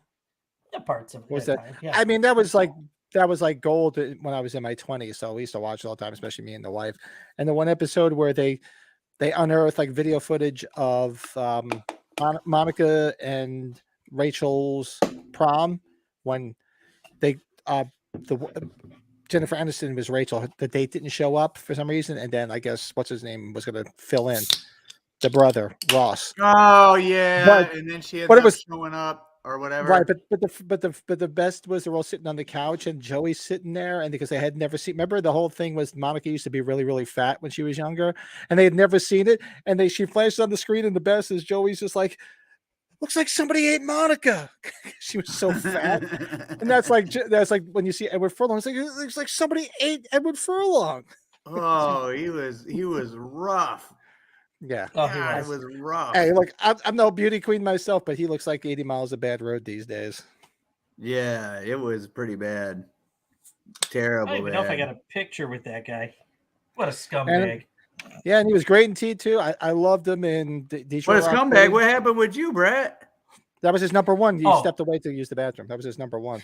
No, dude, you know how the NECA figures have the door and you open it. He signs it. I have him sign it on the clear plastic on the inside. And he didn't even let me put my hand down to close because he shut it right away with the paint marker. And so It was you know like, what here, happens, you don't buy, let that fucking dry.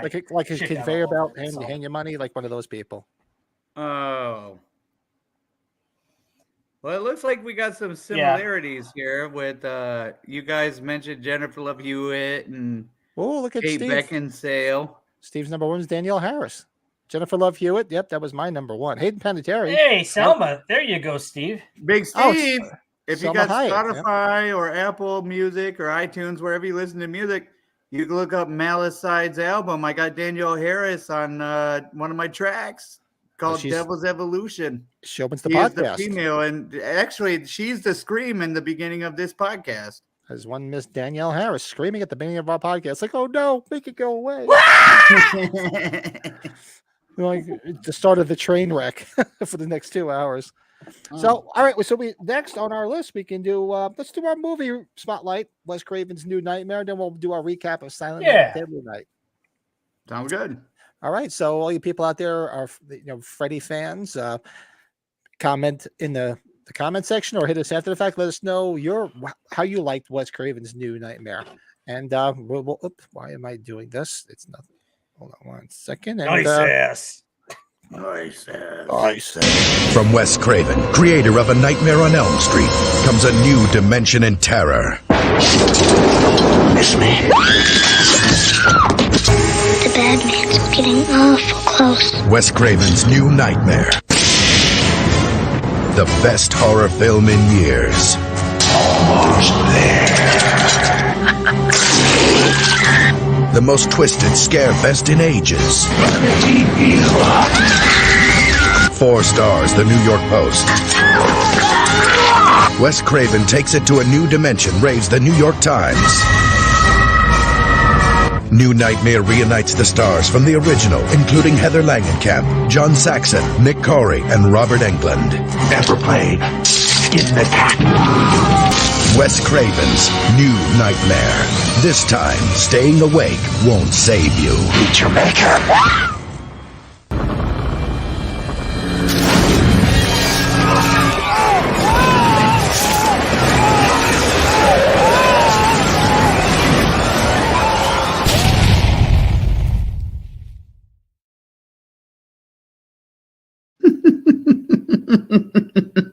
I'm gonna have to revisit the movie because that first 80% of that, I don't remember those scenes. What movie was that?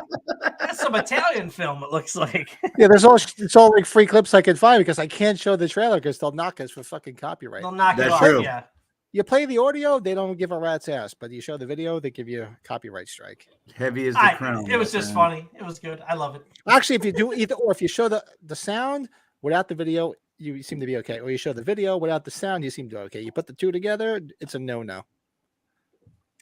Man, that's some bullshit. Who would like to go first? True story, though. You want to go, Brett? What's going on? You want to go, Brett? Would you like to go first, Brett? Yeah, sorry. I think I froze there. My apologies. Yeah, Wes Craven's New Nightmare. I was in 7th grade when this came out, and I was looking forward to it. Once I read the synopsis of it, I was like, it's a nice little change of pace. Freddy looked a little bit different. Freddy coming into reality. I remember the critics all loving it. I did pay attention to the critics stuff at that time. Really? Yeah, and Yeah, they did. The critics did like it. the critics love this movie. I like the reality aspect. Something like that hadn't really been done before. And tell me if I'm wrong. The kid is from Pet Sematary, right? Miko Hughes. Yep. Mako Hughes, yes. And Boys Heather have a penis. Langenkamp. Boys have a penis, girls have a vagina. That's right. That's him, isn't it? Kindergarten Cop. Okay. Nowadays, but nowadays question mark, but whatever. well, he does conventions. He's I got a around. story about that. No, I'm just talking about today's climate. The reality aspect. I have to watch it again too. I should have watched it again. I'm sorry I didn't have too much time on it, but I've seen it enough times to. This is one of my favorite movies of the series. It's hard for me to choose which one between Dream Warriors and the original movie. Which one's my favorite? I really like this movie a lot. It was just a unique concept for its time when it came out. So it's top 3 either way. Yeah, Eh? well, This top. Yeah. This was like this preceded Scream 2 by how many years? Because Scream 2 was almost the same premise where the people were seeing the stuff. Remember, because the Stab movie, and they were sort of living in the same reality and shit. Yeah, so this predated it by a few years. It was pretty cool. And kind of wild because Jason Goes to Hell came out the year before, and you had that big thing at the ending of the movie. It's like, right. Oh, wow, they're doing this, but are they going to tie in Jason here? And they didn't, obviously, until all these years later. But I love the way Freddy. I love the trench coat. I always thought the trench coat looked awesome. He looked scary to me in this movie. He did. For me, he did. So he wasn't all goofs and one-liners. No, not at all. It was like back to like 1984. It was like the original. And I think I think if there's a lot more scenes with him in it, he doesn't have his hat on as much.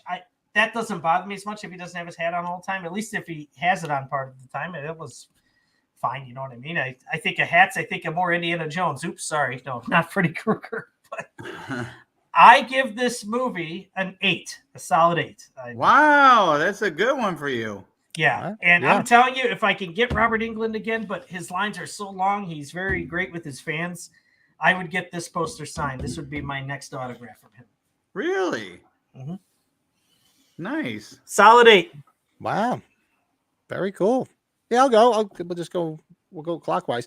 Same thing here. I liked it. I like the whole premise of it with the reality of it. I thought it was pretty inventive for the time. I mean, several other films, like I said, Scream 2 sort of revisited. American Horror Story Roanoke sort of did the same thing where like the reality met the movie type thing. But I thought it was pretty. What I liked about it, brought me back, like I said, brought me back to the original where it tried to make Freddy scary again, not like a one-liner or a comedian. Because that was the thing I missed. I mean, I liked pretty much all the Nightmare on Elm Street movies, but when it became like too goofy, whatever, it just took you were just waiting for what was he going to say next type thing. But that was a great thing. And honestly, I remember seeing it for the first time, and I always thought Heather Langenkamp was pretty and cute. Whatever. Leather Hanging Camp. I like that name. Leather Tuscadero. Good old Leather Hanging Camp. Heather, yeah. Trying to clear my throat and speaking in tongues. Heather, will you hang my camp? Ooh. But man, she looked great in that movie. She looked stunning in that movie because I always thought she was like kind of cute and all, but I just thought she looked great in that movie. And it was great with seeing the movie with freaking, I always remember them more. I mean, more for Kindergarten Cop. It was just so hysterical, with, boys have a penis, but girls have a vagina. So it was great to see him in anything back then. And to me, it's an entertaining movie. It was great to see John Saxon. I loved seeing John Saxon in the movie. And it was great how they de-aged him. I guess that was pretty inventive for the time, too, because you got to remember towards the end, she sort of was like in the movie again. And there he was as the cop in the movie. And they sort of de-aged him because there wasn't any of the original stuff from the movie. So I'm assuming that they had like some type of de-aging thing at the time to make him look younger, so he would look like he was in the original 1984 movie, which was kind of cool, especially for back then. But long story short, I thought it was great. It was fun to watch. It was a great concept. It was long too. It was almost 2 hours long from what I remember. The longest one of the series, hour 52. I was reading. Yeah, I do remember it was really long, but it goes by quick. It's a fun watch. But I think I'd be right there with Brett and give it an 8. It's one of my favorite ones of the series too. Bravo. Nice. Bravo. I actually I knew I needed to rewatch this because I'll be completely transparent with you. The last time I saw this movie was probably 20 plus years ago. Like for real.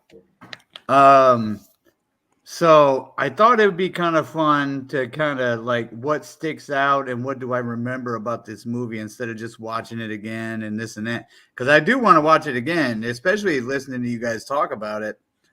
But what I remember of this movie is I love the reality aspect of it, but at the same time, like seeing Robert Englund as an actor kind of was annoying at the time.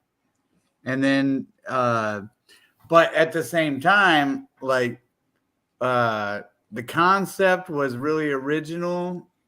I love the Miko Hughes is always fun, but he had like you remember that annoying ass kid in fucking The Shining, that Red Rum. Red Rum. He what did he say? Miko Hughes in this movie that was like that. It was so annoying. It was like nails on a chalkboard. What was it? It was like, was he singing the 1, 2, Freddy's coming for you or some shit? Yeah, he was. Yes, he was. Oh, and he did it like 1, 2, Freddy's. Right. Yeah, sort of like I remember that. Like Danny Torrance. I remember the dude getting the fucking claw to the nuts in the fucking drunk drive on the way home car from the studio. Yeah, that was the clip. That was Heather Langenkamp's husband in the movie. And when I saw the clip, the effects weren't as good as I remember because it looked kind of like animation, like wavy seat. If you were watching that, that was kind of crap. But I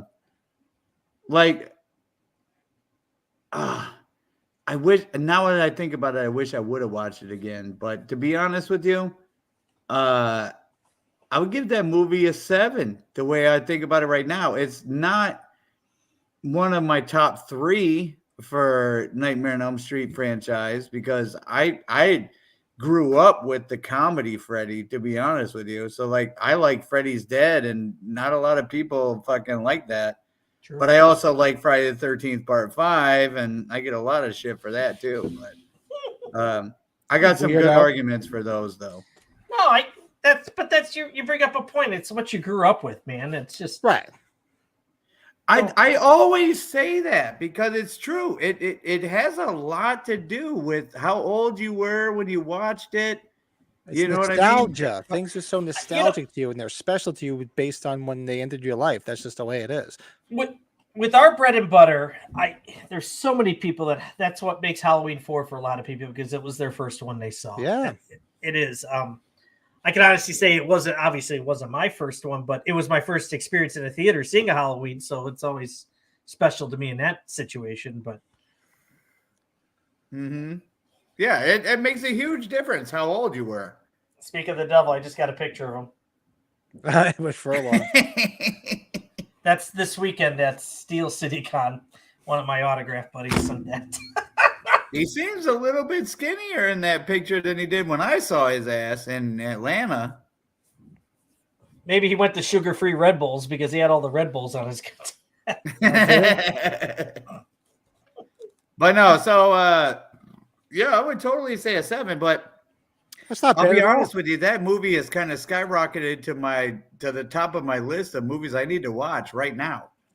Yeah. Because not only do I already have it, so I don't got to pay the money, but I also listening to you guys talk about it, I'm like, I forgot about that. So it's been too long. It's been a really long time. So I'm going to watch that shit again. And I will obviously comment on a future podcast if my opinion changes on the rating. But yeah, they're all on Shudder now, all the Nightmare movies. Yeah, they just got over there. Yeah. Yep.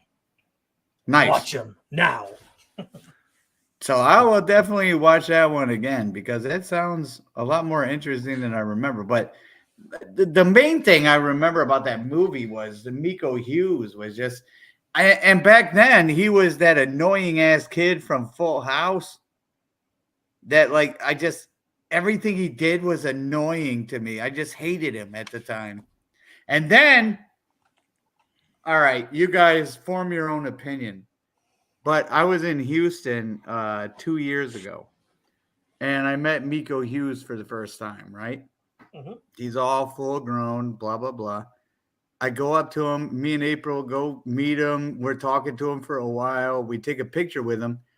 And April says, "Hey, let me see your phone." and she's like, I want to make sure that my angle's good. You got my good side.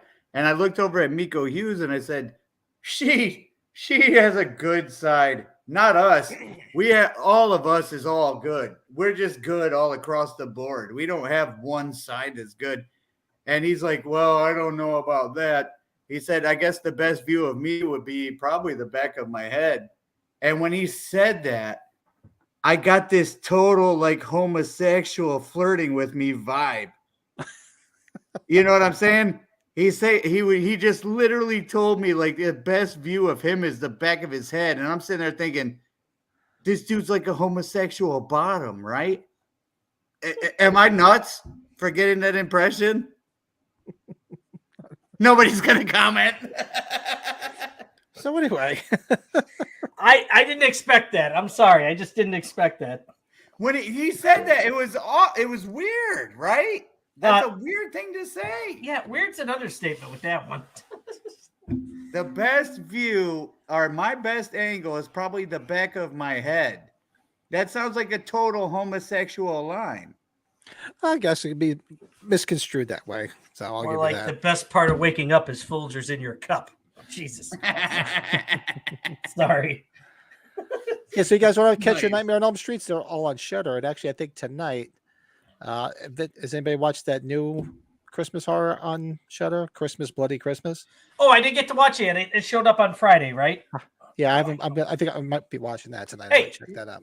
And anybody comment? Give us your top 3. Let's just do top 3 Nightmare on Elm Streets. Why don't you put those in the comment section? Dude. What do you think, guys? So, Yeah, I'd be curious. That goes 314 for me. 314. For me, it's probably 1. 3 New Nightmare 1. Yeah. Except I'm Really? You put Yeah. number 1 at part 1 at number 3. No, part Yeah. 1 would be I would just reverse 1 and 3 with you. Yeah, 'cause part 1 to me is still my favorite because, like I said, there's nostalgia there. So Wait that's a just minute. why. So yours is 1 New Nightmare 3? That's Pat's, right? No. three? Mine would be 1, 3 New Nightmare, Really? Yeah, mine's 3 New Nightmare and 1. and then probably the Dream Child. I like the Dream Child. Dude sorry. Man Bro Man dude says 312. That's Chicago's area code. Thank you. Sorry. It is. I'm sorry. It is. 3. Well, you know what? 3 was big back in the day. I know Dude, a lot of 3 people that would say 3 was just would that- be their Nothing favorite. wrong We've with talked that. about That's it. a The fucking music. classic. Part 3 is the music most fun and to the- watch for sure. Yeah. Docket. Very cool. Docket, baby. Where the dream was. So you guys want to do? We'll do our recap of our watch along, and then we'll call it a night. Yeah, we'll call it a night before somebody comes down. It comes down and yells at you. Is she going to join us for Christmas Evil on Tuesday night? Oh God, she's getting a kick out of that. I don't know. It's just I didn't expect it from her. So as long as you guys don't mind, she I doesn't don't want to care at all. intrude. So I did forget to say this because I'm thinking of our spouses. When the video that from Michael's shop earlier, all I remember is when you're showing the things that at the bottom shelf was like cups or whatever from Tony Moran, and all I hear is like Abel. I hear her go, "What?" I don't know if anybody caught that, but I remember because I had it playing while I was doing something else, and I hear you talk about it. And I was like, "Hey, April, he got the date right," and she's like, "What?" she did like the Michael in Halloween Like, 5, she was, right? like, so disgusted Michael! with you that day or something. She's like, She "What?" might Yes, be like that. watching. Yeah. Be quiet. Michael, what? If anyone's out there, she beats me. She hurts me, gang. Somebody call somebody. I just had to say because that cracked me up. It's like in my left ear when I was doing something else. I was just like, I had to rewind. I was like, "What the hell was that, April yelling at him?" It was hysterical. I can't help you. Made me think of Halloween 5 because I just remember when Tina screamed. She doesn't even scream, and all of a sudden he hears her. Michael, he's like, "What?" He just stops his muscle car with all the loud exhaust. Way So on the what's other the- side of the field. We'll just do our Silent Night, Deadly Night recap. So we watched Yes. Silent Night, Deadly Night on our last watch long, which was this past Tuesday.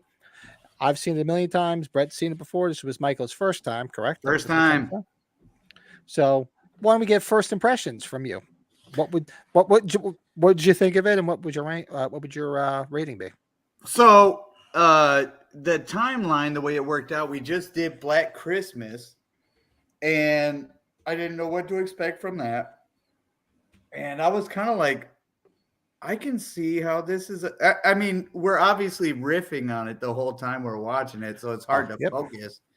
But I'm sitting there going, well, shit, I might need to watch this again. This is kind of fucking, this has got some creepy shit. Like when you saw the eye pop out and just the shit he was saying on the phone and all that. No, that's the other one. That's Black Christmas. That's what I'm saying. Oh, and okay. then I got my hopes I up was to typing. watch Silent Night, Deadly Night. And then I got a total Halloween Ends Corey vibe from the fucking main character.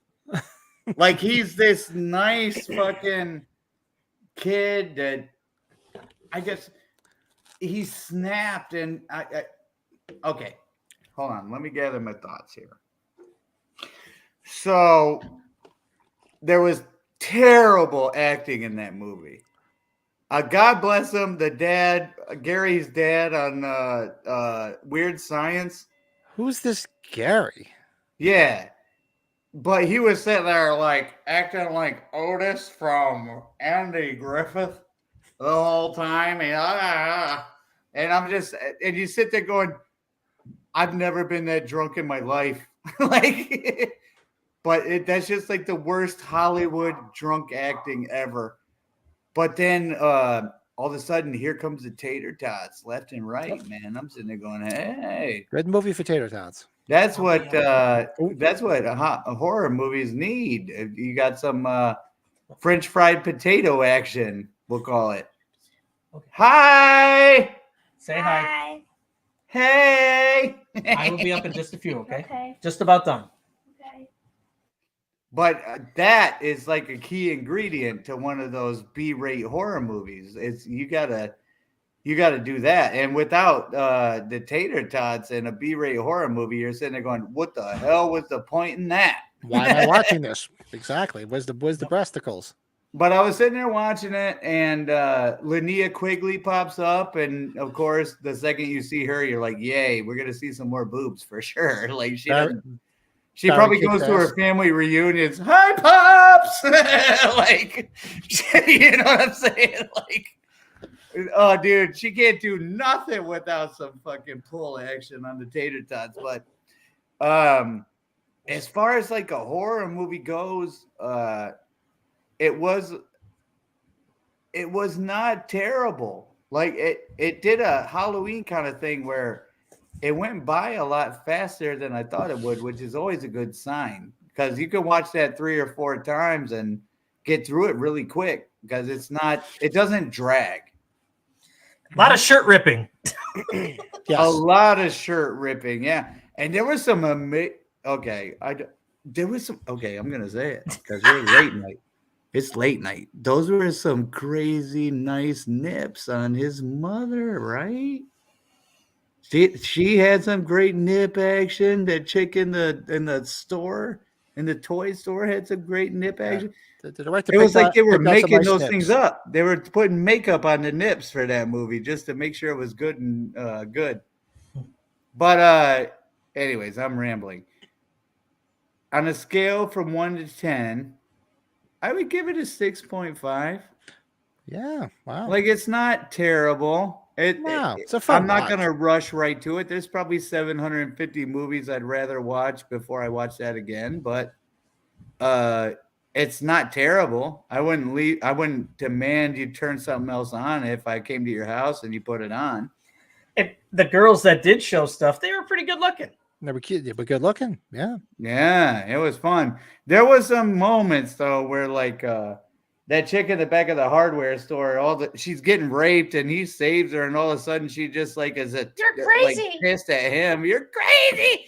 You're crazy. Exactly. But it had its moments. But what horror movie doesn't, right? Hey, we had a great time looking at all the old toys when we watched it. Yeah, I know. It was like there's nips on the screen. And we're like, wow, look at the GI Joe. Look We're at like the He-Man. 5-year-olds. That Holy was shit. hilarious. The He-Man toys, the Muppet toys they had. Uh-huh.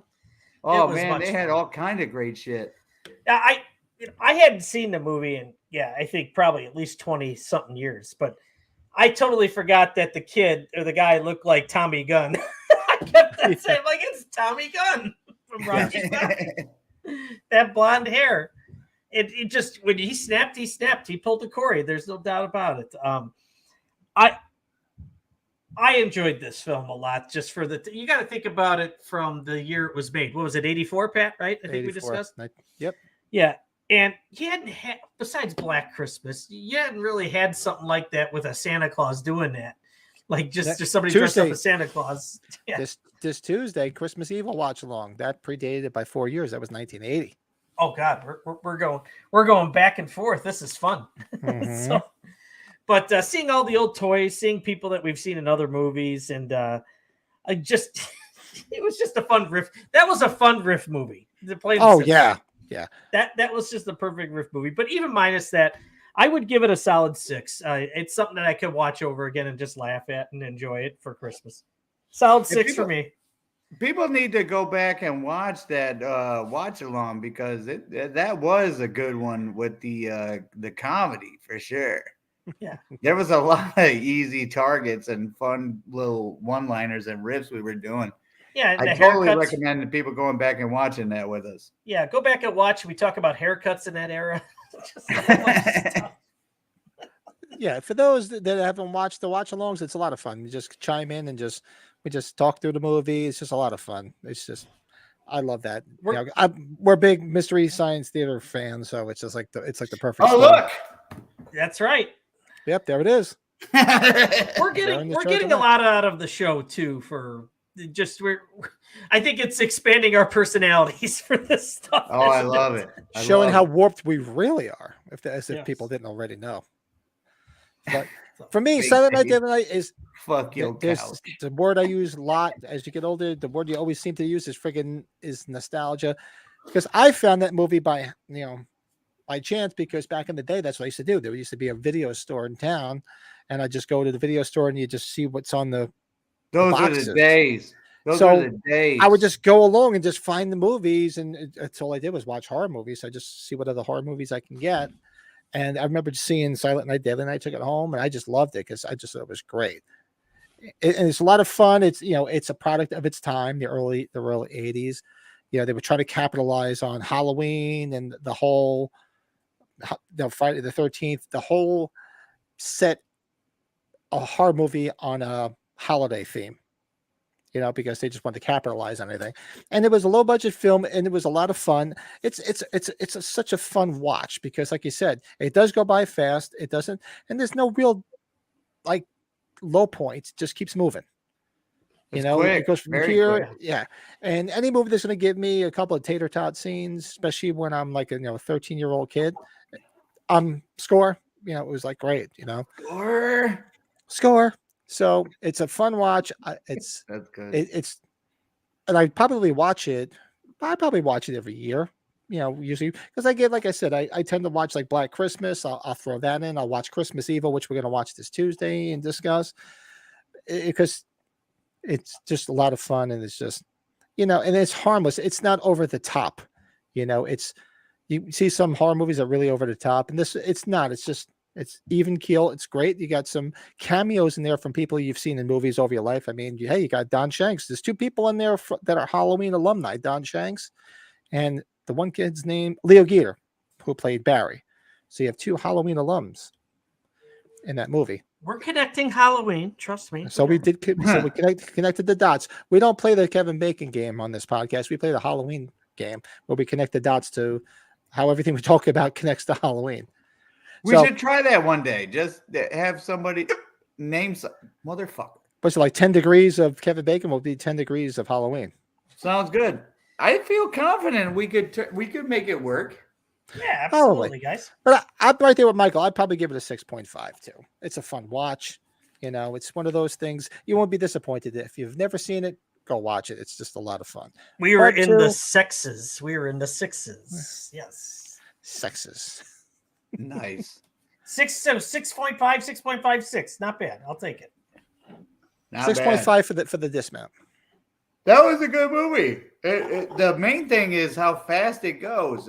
That's the selling point for me, because I could watch it again and be like, oh yeah, I guess I could watch that. It takes no time. Oh, and those nuns, they were so mean. They That always one are. They bitch, I always was kind were. of disappointed that she didn't get that axe to the fucking skull before he got shot. I was totally just wanting to see Mother Superior get one in the face, but Oh, believe me, back then when I first saw it, I was still in Catholic school. I was like, come on, hit the bitch. Take her out right in the veil.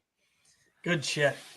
Yeah, that's it, boys. That's it. We hit all our targets tonight. Hope everybody had a great time. So we're gonna reconvene this week. We'll talk about what we're gonna do for next week, and then next week, as I'm looking at the state, so next Sunday we'll have a podcast, and then that Friday we'll have a podcast because we're gonna move to Fridays for the 2 following weeks. So we're gonna do a Christmas party on the 23rd, and on the 30th we're gonna do our year-end recap. You guys got homework to do. We're going to recap the movies we watched, our favorite movies this year, our favorite Halloween collectibles that came out, or just horror collectibles in general, because both Brett and Michael have other stuff, just stuff like that. So it's going to be a lot of fun. We'll have, maybe open up a bottle of champagne, hang out, Bottle of champagne. party. So that'd be a good time. So It's going to be fun. I'm looking forward to that. Oh yeah, those 2 podcasts are going to be, I mean, I always look forward to every Sunday, but those 2 are going to be really cool, especially the 23rd. You'll get to see us exposed by our better halves, and they'll probably just talk the whole thing and just badmouth the 3 of us. So it should be interesting. They're no You might have doubt to go going to every- just compare recipes and fucking discuss cleaning products. No doubt. It's going to be like, don't you hate it when he does this? Don't you hate it with this? Don't you hate Guys. that? Don't you hate this? Guys. What do we say? Guys and books and how much we spend. Well, yeah, that's still all going to be about the money. I'm How much playing. shit he buys. Look at all this shit. Yeah, I can only imagine. But don't forget, Tuesday night at 10 p.m. Eastern, 9 Central, we will be doing our live watch along of Christmas Evil from 1980. If you've never seen it, it's pretty much like a cult classic B It's movie. a Pat Love Fest from his hometown. It's filmed in partially filmed. It was 2 towns, partially filmed in my hometown of Edgewater, New Jersey. So it's going to be a fun watch. That one especially. I have a feeling Michael and I are going to have a good time riffing this thing. Oh, Even I've I've never seen seen it it before. It's I've never seen a real B movie, so it's pretty funny. It's pretty Ooh. low budget, so there's gonna be plenty of us to talk to riff about on this one. I'm telling you, I might So have to get some Michelob Ultra and join you two. you have to go the ultra way. Well, actually, Jeez. I do have one more bottle of boozy nog that I might polish off. So, Nothing wrong with that. There's a lot of fun, guys. yep. So we'll call it a night. Thanks everybody it was in the chat room tonight, hanging out with us. Everybody, comment below on all of what we discussed tonight. Tell us your celebrity disappointments. Tell us your hottest girls in horror. That one we'd especially be curious to hear. Yes. So, tell us if you liked or disliked New Nightmare. So don't be shy, and be sure to join us on Tuesday night. What do you guys There's got? another Anything girl before you we didn't think turn up? of. Another girl you didn't think of. Yeah, need to know. because we did rattle off a bunch of them after our top 5. So if there's some that we missed, by all means, let us know. I'm curious to hear. Yep. So we'll call it a night, boys. You got anything before we head out? You guys rule. Much love Yes. to you guys. Always. Loving this, guys. Even with the Tuesdays and then coming up with this, we've got a lot of topics that we've been floating around the last couple of weeks all together. So, yeah, please. And we said it the last couple of weeks. Please put in the comments if there's a topic you guys would like us to cover. And even let if us we've know. covered it, we'll cover it. If you want to go backtrack, we'll talk about it again. I don't see that being an issue with us.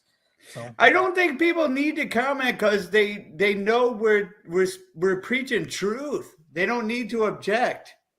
They're just sitting there going, "Yep, that's fucking right. That's exactly what I was thinking." Otherwise, you'd have to comment to say otherwise. yes. All right, boys. So I will see you guys on Tuesday night. Thanks everybody for hanging with us, and hopefully you'll join us on Tuesday night. Cheers, you guys. Good night, guys. Love you. All right, people. Much love.